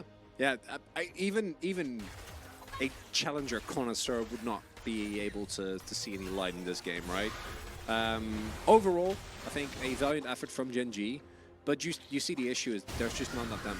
Like, the champions just don't do enough. They're too far behind in terms of gold. The composition doesn't have great pick potential, right? You have some burst, but overall, it's just not going to be enough. It's going to be a third Drake for Hanwha Life as well. The only saving grace for Gen.G, rather, is that, like last time, if they can find a pick in the side lane, take some of the tempo out, they might hit like the second item spikes, but I don't even, doesn't really, like, where is it going? And the answer, unfortunately, is nowhere. As it's nice that you kill the Heimerdinger, you know, that's okay, but that doesn't really matter. And Jace is not able to do any damage, and here I feel like the situation overall is not the end of the world. But they make the call here, which I think is completely fair. We don't actually see that. But the call from Gen.G is that Hanwha Life is doing Nash, so we're going to shut mid. No, but I think that's a fair read, and Hanwha Life responds very nicely. It looks really silly. That's a glacial prison I'm used to seeing. Yeah, Quid doesn't sidestep. He just runs, trying to predict the sidestep there from Guwon. Like it. But because they don't have vision, they just assume they're going to Baron, so we can at least get a mid lane turret.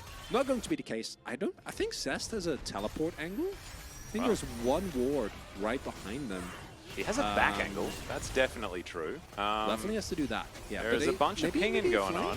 That would be a deep teleport if he decides to go all the way up to the one ward that I can see. But there are another couple sitting around. Inhibitor going to go down here towards this top side as Zest is going to take the front door approach. Wandering in with the rest of his team. Acceleration gate can kind of be valuable here. As you can see, Rooster looking for a little bit more. Not a lot of Narbar right now. Zest diving on forward. They're looking for the Sejuani first as Nature's Grasp for you second. I really like that ability as we can see Lua trying to escape. They get into the backline. Zest picking up that first kill as now Rooster, he needs to get some of this work done, but it's a double kill for Roma. He is just massive on the Swain. No one could help Zest out at all. And Gen.G, despite the fact that they're able to finally kill Lua, it just doesn't really mean anything, as Hanwha Life are going to break down these Nexus turrets and take us to a Game 3. The fact that Gen.G was able to make it that close, Zest in particular, is mind-blowing. Overall, not going to be enough. And I gotta say, overall, I really enjoyed the gameplay from Hanwha Life here. We saw in game number 1 as well that they were actually able to stand up to Gen.G, but there were some moments where they pulled the trigger a little bit too early, where they went a little too aggressive. This time, that aggression actually worked out in their favor. I think if you give the opportunity to Gen.G to get into the mid game, get into those first fights, and then get a lead with your poke, you're in deep trouble. Zest made it look close at the end there, but it really wasn't. Hanwha Life, very decisive victory here in game number 2. No, I agree. I think it was fantastically done. Also, the read from Guwon in the early game to know that this Maokai was going to be a little bit more squishy, a little bit easy to take advantage of. And really, from that first pickoff, it felt like everything, like all the brakes were on for Gen.G. There was no real ability to find themselves some tempo and win anything back. And Hanwha did a great job just continuing to put their feet down. And I think top lane was the only real thing that went well for Gen.G. Outside of that, it was all just Hanwha Life. And especially, you know, we're seeing, look at that Heimerdinger damage. Like, yeah, we see what Heimer is. You can see why it gets banned a heck of a lot. The Heimer to me is honestly the least fun part to watch, because as much as I don't like Zeri, I do think Zeri in her current iteration is strong, but she feels a little bit more fair than she has in the past. Oh yeah. With her W nerfed in particular. Definitely still strong. Won't mind if she get nerfed, especially because she was so prevalent last year, but it's at least, I think, a little bit more engaging than it was in the past. Heimerdinger though, like, what do you do?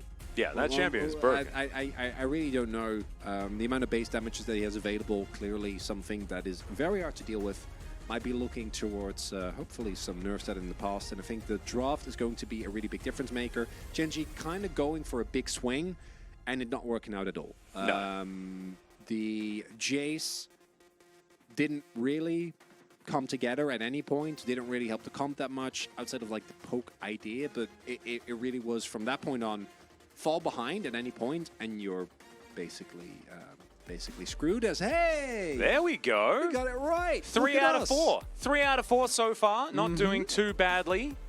Yeah, Guan was just amazing. I think that as soon as I spent more than 2 seconds thinking about who to vote for POG, it was relatively obvious. His Sejuani was absolutely fantastic, nailed the key ultimates that he was looking for, and also dictated the pace of that early game that was so instrumental in getting Humble Life Esports the win. So really nicely done here from Guan. Very well deserved. Yeah, really a nice bounce-back game from Humble Life.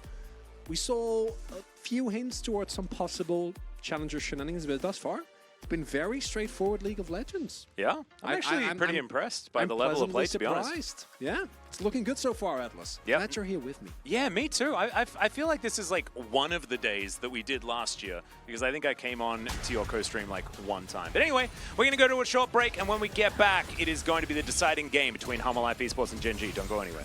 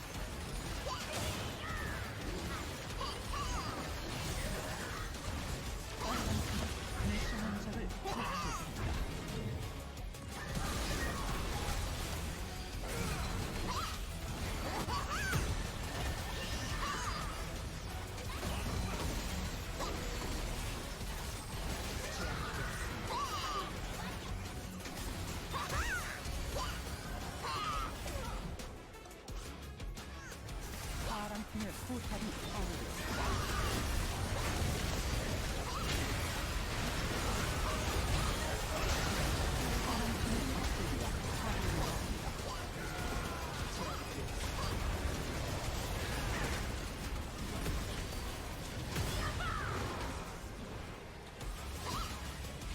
파란 팀의 포탑이 파괴되었습니다.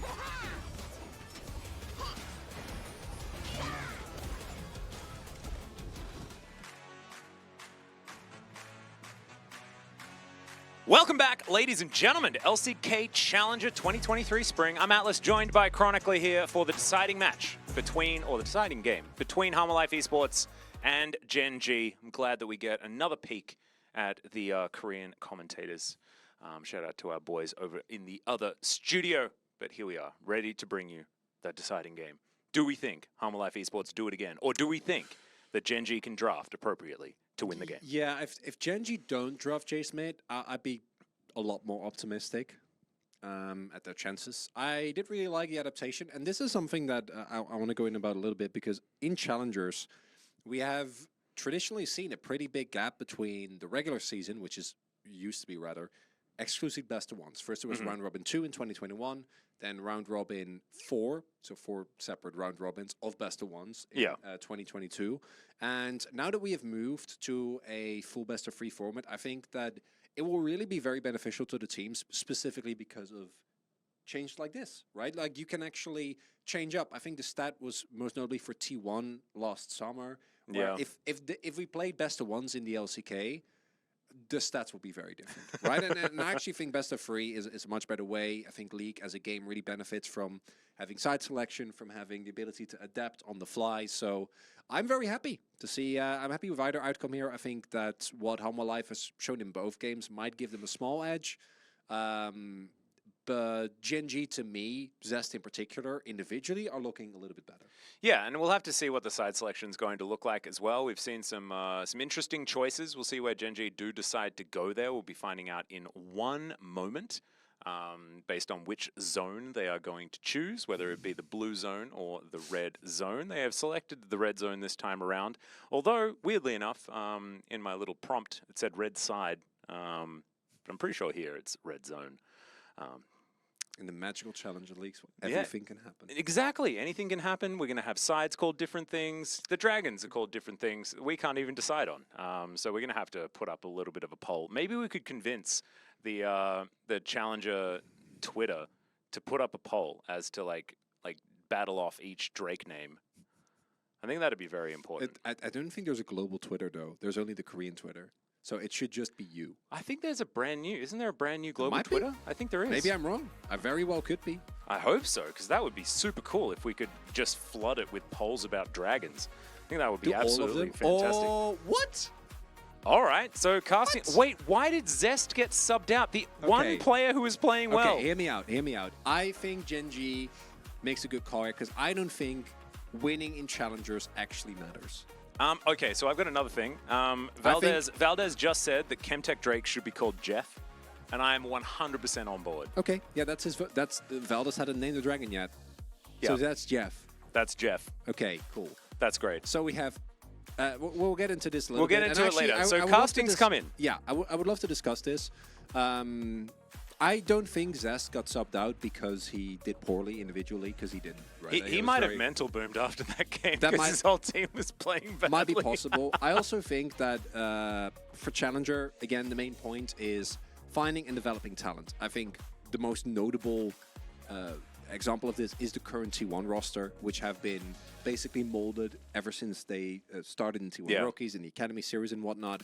Not really as accurate for the last few iterations of T1, which was mostly talent from other Challenger teams, plus some more experienced LCK players. Although Smash did just join that roster, but he won't be playing today, unfortunately. But I think subbing in players in situations like this provides them with really good practice. I agree. don't think it's about individual performance.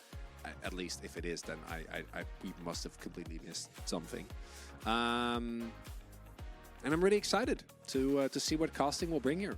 Yeah, absolutely. Another update. Valdez said that he's actually not a fan of Jeff. So maybe we're just What? back to the drawing board. I don't know. He reneged. He reneged immediately. He's not a big fan of Jeff, apparently. No, maybe he means the Drake. Oh, he just doesn't like the Drake, but The he Drake, the hashtag appreciates Drake. the name. Yeah. Is that how it is? So Yeah, his 'cause- name's... So you like the name, you just don't like the Drake. Yeah, that's fair. Ah, that's fine. So Well, you've so named it's him still Jeff, Jeff. and you've said Yeah. that you don't like Jeff. Yeah. That's okay. I'm on board. I'm Which kinda is- into it. Which I'm is into it. weird because I thought he'd like Hextech because I think it's generally, I think it's one of the best additions to the game in years. I know you hate Hex. You know we're not talking about Chemtech, aka Toxic Drake, right, Valdez? No. I just wanna make He that wants clear. to make Chemtech. No, he's changing Poison Drake to Jeff. Wait, no, we're not changing Toxic Drake. Yes, we are. He said Chemtech. We're not changing Chemtech has a great name already. No, but he hasn't named anything. Well, he can name Hextech Drake. No. Hextech Drake can No, be Jeff. I think he's named Jeff. Let's get into Champion Select, Ha, okay? come Heimerdinger on. going to be banned one more time. The Lucian taken Unbelievable. off the board yet again. I don't think we're going to see him. Yumi also going to be removed one more time here from Humble Life Esports. I like the adaptation of the Heimer ban now that they are on the blue side.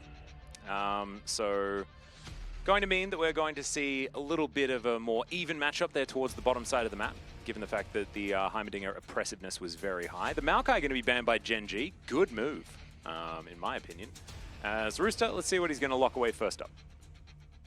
With this summon of casting, I always, especially with top laners, I'm going to assume that there might be a specific plan at the ready for a counter pick.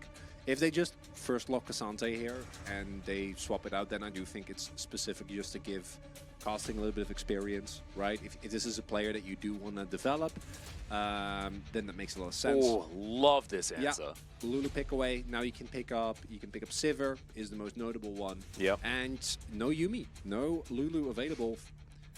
For Zeri is definitely going to be somewhat of a detriment to the pick. We'll see whether they go back to one of the more like classic Zeri pairings, which was the Nautilus. But into Lulu, anything, Nautilus does kind of feel a little bit of a yikes. Guwon going to lock away the Wukong. We're going to have our eyes on him throughout this game just because he was so instrumental in the last one. Now, Roma, what is going to be the last choice here for this round of picks? See where he's going to go. I think locking down the bottom lane makes a fair bit of sense before it gets pinched even further. But no, Cassante.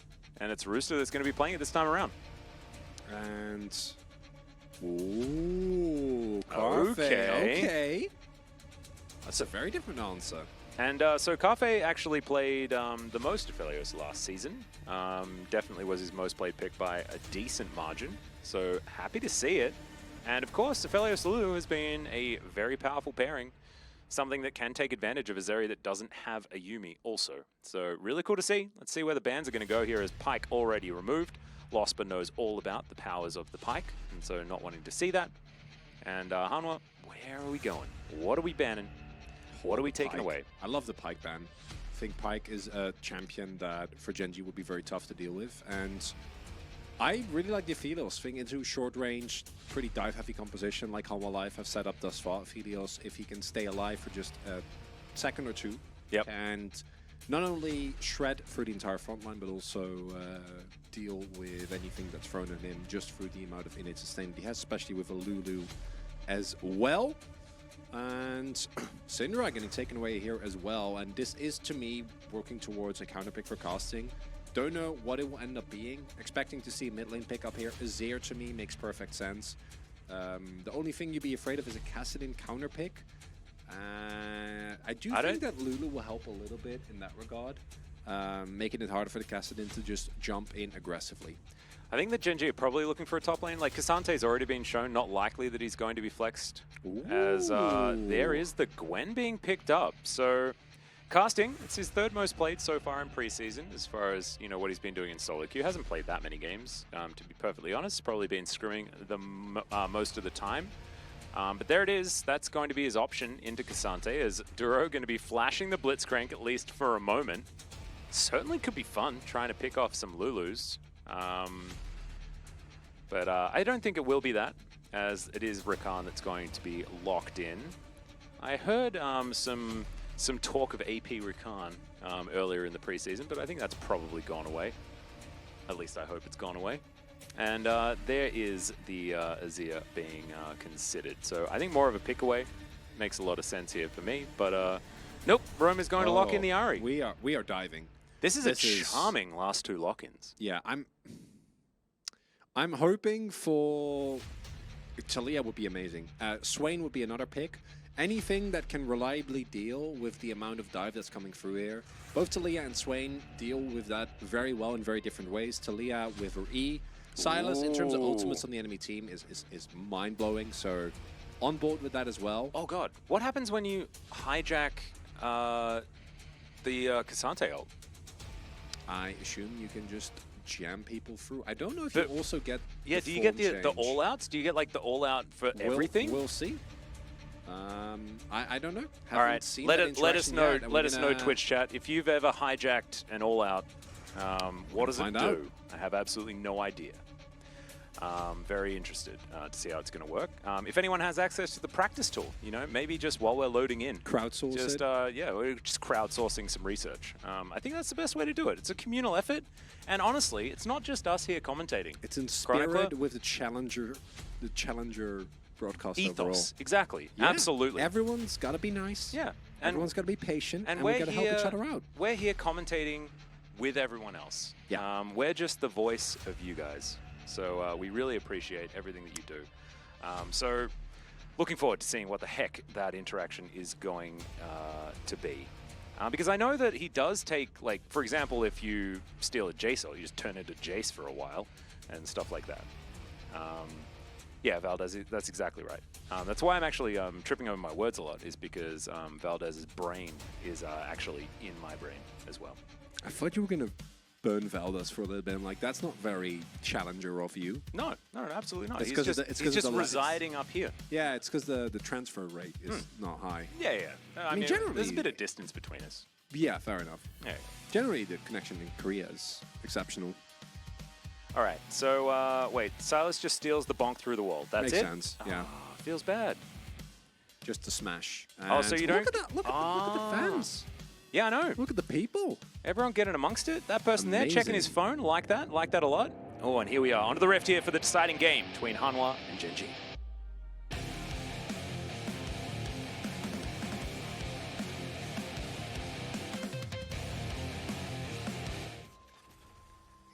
Not going to read the Welsh town name, but thank you for your comment. Here we go, onto the rift here for the final game. Hanwha Life Esports managed to claw their way back against a pretty yikes draft, in my personal opinion, that Gen.G put forward in the second game. This time around, looking very cool. I actually really like this Gen.G draft, just thematically. Very short range, super scrappy, can 1-3-1 extremely well if they ever want to try and do that. Can hold down the fort with Cafe and Losper picking up waves in mid if they so desire. And then Winner can just roam around, try and grab what he can as the map is stretched. So pretty cool stuff from Gen.G.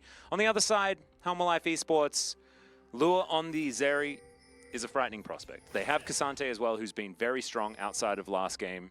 And Guon, I don't care what he's playing. He played extremely well on the Sejuani last time, so I'm just happy to trust him.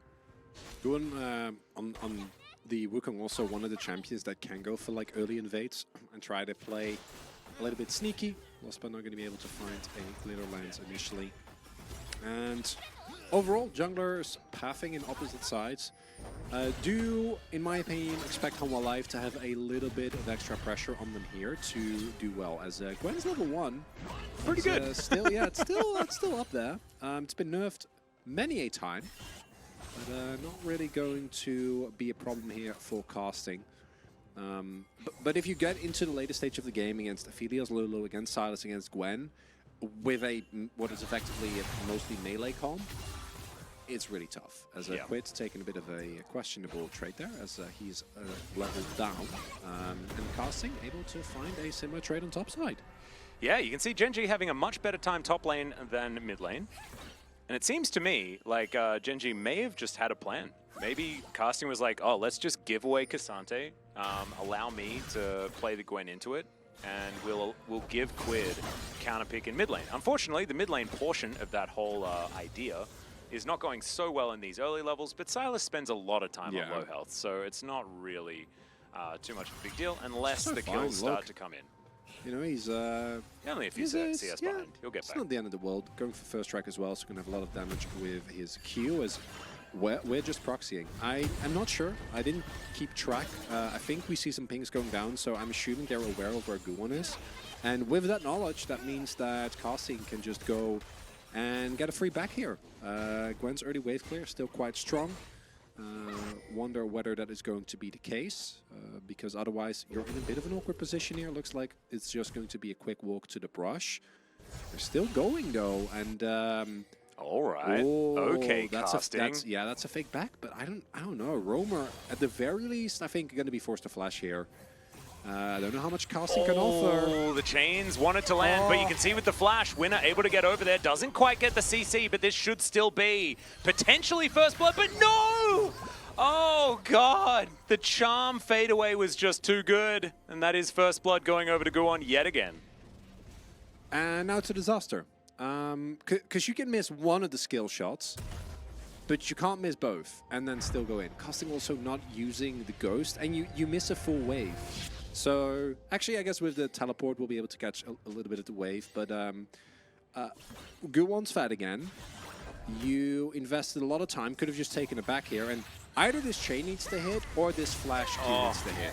I mean, it was so close. Yeah, when both don't go in, you can't. And then casting was fine, but perfect timing there from Guwon. I think Roma could not have played that better as well. I think that was exceptionally well done. Waiting on the flash for as long as he possibly could, and then landing the charm right as he went under the turret. Oh man, beautifully done. Yeah. And I don't. There's been a lot of talk about the Oblivion Orb. I'm neutral about it. I think there's better options, but we're gonna leave it at that. And overall, early kill for Wukong is quite nice. And casting, unfortunately, getting taken down early on there. Maybe with the Ghost, you know, you get that extra auto in, you get a Triumph proc, probably still down, but at the very least you'll trade 1 for 1 and you get first blood. Now not going to be the case. Yeah, there's a lot. It's on the three of them. And this is something we see every now and then in challengers, because that plays a big risk, right? Because if casting can also shove in that wave, right, proxy, get a free back in, and then have tempo in the lane. And then you can decide, depending, I'm not 100% sure if Xanta's wave clear is good enough that he can bounce the wave back off, but regardless, you're going to have the opportunity to then go for a roam. By going for that play on mid, your risk versus reward is pretty skewed, so you need to get that kill. Not you specifically, but your team needs to get that kill. So the fact that that roam doesn't work out and casting dies is very, very unfortunate. It is. However, casting, you can see, is still having a great time in this lane. Able to put a lot of pressure onto Rooster. Of course, Rooster will be able to answer the wave that is heading towards his turret. But right now, the Gwen at least playing out the laning phase relatively well. Winner thinking about trying to assist. Good old casting here is... Oh, I like this. Okay. The 3-man on... If at first it doesn't succeed, choose a different lane and head up there instead. I think they might be too late. Rooster does have his ultimate, though. Reinforcements are on the way. Yeah, Blastcone's going to come on through here as now Rooster underneath his turret. The ult is going to be stolen as Quid throws that one through. A little bit of extra CC, but you can see Duro is going to turn up. The grand entrance not quite enough to lock them down as Quid gets himself out of there alongside the rest of his squad. So, not going to lose anyone this time around, but one more time, Gen.G unable to find what they want from the roams. I missed what happened to Quid. I'm pretty sure he Cassante ulted up through the wall into the... Alcove? Into the alcove. Because he was like, he really pieced out of that whole situation. I hope we get a replay of that. That would be fun, actually. So, again, Gen.G trying to go for aggressive plays. And I don't know if they need to, but I do appreciate them going for it regardless. Guan, you are a level down. I appreciate the optimism. And you have a kill, but... still not going to work out very, very well for you. And you also know the Vi ultimate. Vi ultimate in that situation is really the only thing that really guarantees anything. God. Carfe really didn't want to flash. He definitely has to. We'll see whether he dies. Oh, the shield comes through from Lospa. So at least they managed to get a summoner out of Lure. Yeah, this is really one of the situations where just flash. Because you'll keep your health bar, and you're going to be forced to flash regardless. And that's one of the things that I think for Carfe after today's match is probably going to be taking a look at that, like, because his flash usage has been somewhat questionable throughout some of the other games as well. And of course, it's a very split-second decision that you need to make.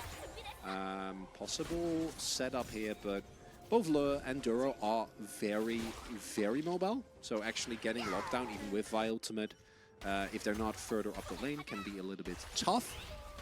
Let's see whether we are going to see some pressure towards this Lake Drake. Yeah, Lake Drake, of course, coming through first. Haven't seen Jeff just yet. We'll see whether we get another one of those. Okay, so we put a pin in it. Why is Toxic Drake now Jeff? Because Valdez hadn't had his chance to say anything. He requested one name, Chronicler, one name, and that was Chemtech Drake is Jeff. Okay? And I think all of the rest of us, the collective and I, agree that Valdez is allowed to name the Drake. Well, yes, but there was one Drake without a name. Yeah, but no, he was Mechano Drake. As Carfe's dead. No flash, remember. The Moonlight Vigil is going to get flashed, so at least there's a flash now that was taken down. But Carfe overextended there on that bottom side, not having the greatest time. I'm just a little upset. You know, Okay, we've got a compromise. Thankfully, Live, Laugh, Lowry. Is that? Yeah, Live, Laugh, Lowry. Yeah, it's a fun name. Anyway, Chad has decided that Hextech Drake is now Toxic Drake as a compromise. No. We'll name Chemtech Drake Jeff, And I guess we'll find a new name, but we're not, no. You Not on found, board you with found that. a new thing to disagree on. I like that a lot. Okay, we've got Jeff, guys. It's fine. As overall, I think the pressure. Oh, okay. Winner. There it is. The assault is going to come on through there as dashes out immediately. Does Winner, or gets booped out at least. Rooster's going to be able to finish him off there as well as he manages to get his prey to be as alone as possible. Losper in a lot of trouble as Casting was hoping that his needlework was going to heal someone by the looks of things, as Losper, of course, just getting attacked by his teammate there with an ultimate. Lure takes a bit of damage, but Kafei's struggling here a little bit in this lane. And after all is said and done, it's a one-for-one trade. I think the main lesson we're learning here is Cassante is a bit overtuned in the hands of pro players. You know, in solo queue, you never really know. I mean, what to be expect. perfectly honest, I feel like playing against Cassante in solo queue is almost worse. An awful time over there. But this is... It started off decently well, So- but Rooster just, took the Vi through the wall the long way. Well, the impressive thing is he would have lived if not for the turret shot.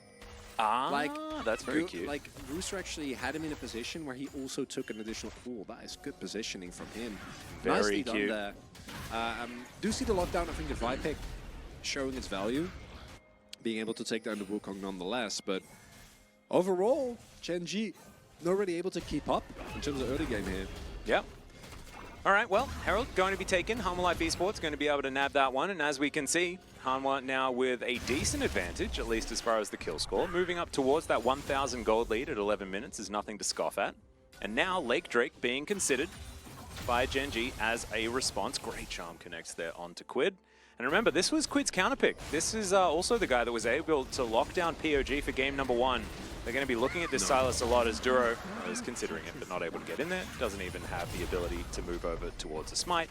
And so therefore, the Drake is going to be secured. So, can we get this turret? And the answer is no. That's fine. Wait, what's Jeff? No, Jeff. This is Jeff. Oh yeah, Jeff's up here This now. is Yeah. Jeff. Next Drake's Jeff. Okay, but we're still workshopping a Hextech Drake. Mechano Drake. That's fine. That's no problem. I'm on board with that. As long as it's Or not Mecha Toxic Drake. Do you feel like Mecha Drake or Mechano? I love that. No, Mecha Drake is great. Actually, might be even better. I think that was it's one Puru. I think syllable Puru shorter. came up with I love with Mecha Drake. All right. That's great. We can do that. Lock it in. Jeff and Mecha Drake, we're there. We figured it out.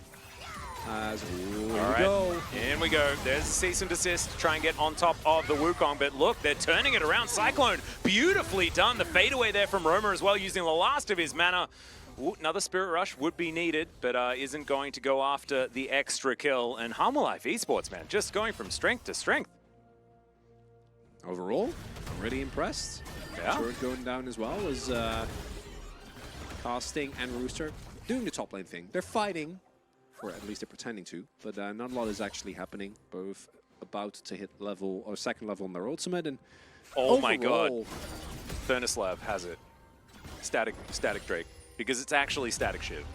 And I 100% agree. Okay. Oh, I'm on board. that was such an oversight. I'm on board. Furnace I'm Lab, down. you've nailed it. Absolutely incredible. So Shiv Drake or Static Drake, either one, absolutely fine. Ooh, I like Static Drake more. I feel like Shiv Drake is a little bit A little bit Slay the A Spire? little bit aggressive. A little bit Slay the Spire? No, just aggressive. Oh. Yeah. For me, it's just a card that exhausts and does 4 damage. I mean,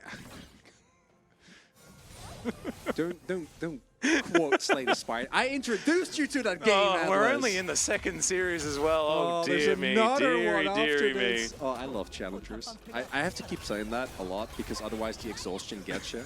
You have to really keep does. the energy levels high. If you're wondering, chat, why we're losing our minds, it's because we're doing free best of threes, and that's just the start of the week. Well, I mean, I think the main thing is that you're still jet-lagged after coming back from the Netherlands. Romer Okay, is going yeah, to not that's- get stunned up or rooted by the Everfrost. He's absolutely fine. I got off a plane yesterday. I came from Australia. The time difference is 2 hours, so I'm not jet-lagged at all. However, I had like an hour's sleep because I can't sleep on planes to save my life. So we're both a bit loopy. You could expect maybe a little bit more of a classy broadcast next week, but I wouldn't hold you back. I wouldn't. Ooh, okay. We're just going to pull him underneath the turret. Casting does, of course, have the needlework, so can now throw those out, get a bit of his health back. He's going to be absolutely fine. The last one going to connect there as well. Nicely done. Looks like Gwen handling herself very nicely here in this lane for the moment. Of course, K'Sante going to be able to do K'Sante things, but right now, Gwen things trumping it. Oh, we're diving deep. Yeah, here we go. Another Cyclone to come through here as Carfe able to get himself out of the way. That was an interesting do-si-do. He's still dead, but it was funny. At least his attempt to get out, going all the way around the bad guys. This is the most just play safe bot lane thing I've ever seen. Like 3.5 people are diving them 2 turrets deep. Oh, we're racing for first turret blood. I think it will be Lure. Yeah. Oh, that's Zeri. Zeri with a kill. So, okay, the good news for Gen.G is that Carfe isn't down 50 CS this time. He's also on a champion that scales. True. There we go. Oh, man. Yeah, they know. They know immediately. Yeah, I really do kind of like Carfe's idea, though. The theory was fun. Well, if there is no Ahri there, you might actually live. Yeah. But Bromer is there. I know what Quid's position was on the map, but he was unfortunately not in a position to answer. So, favorable trade again to Hanwha Life. I do think the game is very different from Gen.G's last game because you have 3 of like the best scaling champions in the game. So you can rest pretty easily, but it is still the type of composition when falling too far behind, you have a lot of single target CC, and that's about it, right? Like you have lockdown, polymorph, and that's it. You have a lot of damage. Yeah. But if your opponent is much more fed, then it becomes a lot harder. Jeff is coming to the Rift in about 20 seconds, and expect Hanwha Life to pick that one up. For Gen.G, I don't even think you think about contesting it. You just let him have it. You got the first Drake. You have plenty of time. You don't necessarily need to take any risks here initially, at least. Absolutely. Got some snips going on here from casting, trying to get away from these charms. And why? Oh, okay, never mind. Here we go. Cease and desist going to be at the ready. Gets on through. Q doesn't land, but the ulti, it can't miss. So he's going to be okay. Still, Spirit Rush going to be utilized. Roma gets himself out of the way. Flash had to come through as well. Now Hanwha Life going to head on over to Jeff. Look to take him down. Yeah. All good. Oh, okay. Quid does have a quickness available. That's a bit dangerous. Let's see whether they can grab anything here from the subsequent fight. Okay, Roma, pretty tanky. Actually manages to pull Quid away. Rooster taking a fair bit of damage on the backside. You can see the ult comes through from the Zeri. It's decent amounts to come through from Gen.G as well, but it's just not enough. Casting gonna get mown down. Can it be the triple here from Lua? They're getting very, very low. There's the grand entrance. Another one. There's the triple. There's the quadra. Is it going to be a penta? And it is! Penta kill for Lua in his first series of 2023. And I got to give credit to Hanwha Life. I know we like to joke about Zeri, but that was just a very well played out team fight. And I want to highlight, when we get into the replay, where it went wrong for Gen.G, because I think that fight is winnable if you make a couple of different decisions, because with this ultimate, you have so much power, and Rooster messes up here, tries to pull the Siders over the wall, but Quid then goes into the choke point, forcing the rest of the team to respond, and crucially, Carfe is dealing with a tank K'Sante. He's not there, and then at this point, obviously, no flash available, no summoners, the back and forth, more than enough, and that should just be the game. I know previous we were, kind of on the fence. We've seen a bit of this. There's opportunities for gameplay. Are we going to coin a name for K'Sante and are they like the skateboard duo or something? Because they both... Jet Set Radio? Yeah, they both, slide down walls. Yeah, I think we can do that. I mean, it's a little bit more difficult to really nail it as the K'Sante, but still does work in a very similar way, doesn't it? I've seen it a bunch of times at this point. Yeah, true. I do kind of like that. We're certifying that moment. I think Wolf is probably capable of getting the full sort of certification of the Zeri moment there. I think most AD carries do that better.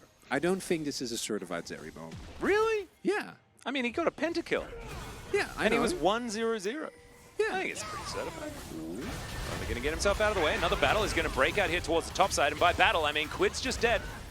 It's kind of how that one goes. We've got some split pushing going on. Outer turret for inner turret and mid laner.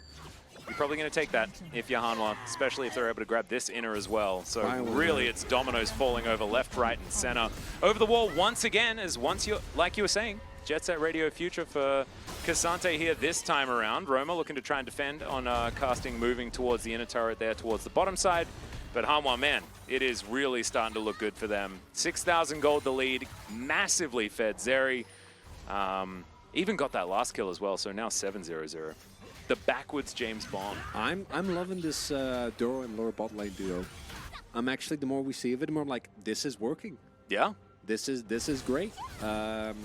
Lore obviously getting a lot of the highlights, but if you look back and go to those fights, Duro doing a lot of heavy lifting as well. And I'm here for it. Hanwha Life overall looking pretty good. You know, the issues they had in game number 1, up until 30 minutes, they were very, very even. It was made one big mistake then. After that, we've seen that Guan has kind of rained it down in terms of aggression. The rest of his team is emptied up, and it's been working out splendidly. Ooh, now we've got the really difficult question. Well, we don't have it now because we're not supposed to. We can't count our chickens. They haven't hatched yet. But does the Zeri get the POG vote? That's Yeah, the you get a Panther, you get the PG vote. Yeah, that's Is that how that goes? I think so, yeah. I would give it to Rakan. I think Duro has been. I think Duro's been fantastic. Really I also think good. Roma has had a really good game on this Ari as well. Definitely true. Yeah, that's where it all started to go wrong. Yeah, right. But I'm voting for Zeri. Yeah. Would you guys judge us if we were to vote for Zeri? I think. No, I just wanna see. We can have an opinion. All right. That's Well, fine. Gen.G is going to look for a stop on the Baron here, as everyone on Hanwha just wants to dive forward. Cafe immediately going to flash his way out, but not so lucky is the Vibe. Moonlight Vigil does a bit of damage, but it's just not enough. And look at this. Kasante picks up that kill, but there is so much damage flying through. Another double to come down. Make that a triple for the Zeri. Quid's running away and was able to pick up a Spirit Rush to try and help augment that, but I think this might just be the end of the game.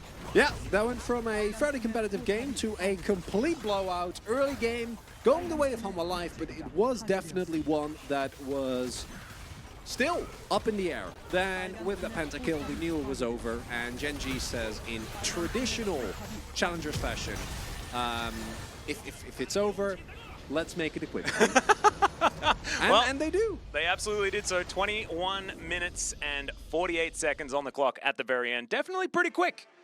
As, yeah, I think Zeri moment number 2, that is going to give it, and especially after a great game 2 as well from Lua. I think that after it was him suffering at the hands of the Jhin in game number 1, really turned that one around in back-to-back games. So great to see from this Hanwha Life roster that I wasn't necessarily expecting that much from. Honestly, I really didn't know how to call this particular matchup, given the Pays missing situation. After game 1, though, I was really feeling like Gen.G was starting to find their stride, but wasn't the case. I do love those Gen.G jackets. It's such a sharp improvement over some of their previous jerseys, which we won't go into. Oh dear. What I really appreciate and what this matchup gave us was mostly a lot of back and forth. Game 2 was not, and this game I think was actually very close up until you see the hike there at like 70 minutes. Yeah. That's when the game was over. But up until that point, for Gen.G, I think there's a lot of lessons to be learned there. And with Challengers, much more so than with LCK, remember, these players are learning. And for Gen.G, there's a lot of lessons to be learned. They took a couple of big risks in the early game. None of them paid off. And Hanwha Life played out the game very nicely henceforth. I think both Roamer as well as Lure having a wonderful game. And this bot lane, Lure and Duro, is one that I'm going to keep looking for. I think that we saw in the first round that Jiwoo is definitely trying to make his mark there as well. I think had a couple of really clean games as well. And with Pace, there's a really big power vacuum. And John being away as well has clearly kind of diminished the level of the bot lane that we've seen from DRX. So overall, I love the early games of Challengers because you have no idea what's going to happen. Yeah. You have no idea where things are going to go, and especially with how many new players we have in. Really excited to see. Yeah, I think giving Zeri the POG is the last real thing on the docket here as far as this game, but sort of to zoom out just a little bit on what this sort of means, I really, and I know it's just one game, I don't want to overreact too much, but Hanwha Life, if they can keep up a performance like this for this particular squad, knowing who they have in the LCK at the moment, it could be a huge year for Hanwha Life Esports as far as turnaround is concerned, because, I mean, they were a bit of a, you know, riding the bottom of the pack a little bit in 2022. And now in 2023, they've invested a bit more in their main roster. And if they're able to find some success in Challenger as well, it really could help solidify in Hanwha Life's mind that it's important to invest in That's talent. the end goal, right? I like it. Because we know Hanwha is a gigantic insurance company. So Yeah. it'd be really, really cool if they could devote more. So Lura's going to pick it up. No surprises there. Able to do about 30% of his team's damage. It was him and Roma that were able to get a lot of that work done. And look, you get a pentakill, you then follow that up with a triple. A lot of the eggs were in the Zeri basket this game as far as late game damage was concerned. So really doing his job well. And hats off to Lua this game. He was fantastic. Overall, very cool game here initially by Hanwha Life. And the big thing is we don't really know the relative power level of these teams as we go further and further into the split. To give you an idea, if I remember correctly, I think Gen.G last split came in 5th or 6th. They went out in the first round of playoffs because, well, the enemy targeted phase and then the team kind of fell apart. And that gives you kind of an idea. I think Hanwha Life last year struggled way more, had to replace Lukalux halfway through, I want to say the summer split, but somewhere throughout the year. Yep. Shuffled around the roster a lot, never really getting anything really done. So starting off here with a 2-1, sure, but game number 1 was definitely winnable up until the point where they made a bad call, lost the game, and then game number 2 and 3, actually, game 2 was already kind of a stomp, but this was a 20-minute game. So yeah. Overall, really, really dominant showing from Hanwha Life Esports, and a great way for them to start the split. Yep, I think it's fantastic for Hanwha. I mean, looking over the Gen.G side, we can say a lot of, you know, oh, you should have done this and you should have done that and stuff like that. But this is Challenger, and I think that, like, that's the point. Celebrating Hanwha Life Esports in their victory here is exactly what we want to focus on, because Gen.G, they'll go to the drawing board and they'll try and fix what was happening. I liked the fact that they were making plays. That was definitely good. I liked the early roam from casting. It just didn't work. It was a bit of a Hail Mary. It didn't work, but, you know, you throw the Hail Mary, you spin around on the spot for a little bit, and you pick yourself back up again. You know, that's what I reckon is the way to make that one happen. But we are, you know, unfortunately, we don't have a way to translate our interviews just yet. We haven't found a way to clone G-Sun yet. Yeah, we haven't. And also, if there was a way for G-Sun to do it, we would tell her not to, because she works way too much. And we care about her. We want her to take it easy. We don't care about ourselves. That's why we're all working 6 days a week. We also do way less than G-Sun, so that is definitely the main reason. But if there is a way that we can get the interviews translated, we will 100% make sure that we can do that for you. But so far, not the case. And of course, we haven't really been doing this for quite some time. But ladies and gentlemen, we are going to go to a short break. When we get back, our final series of the evening. We'll see you there.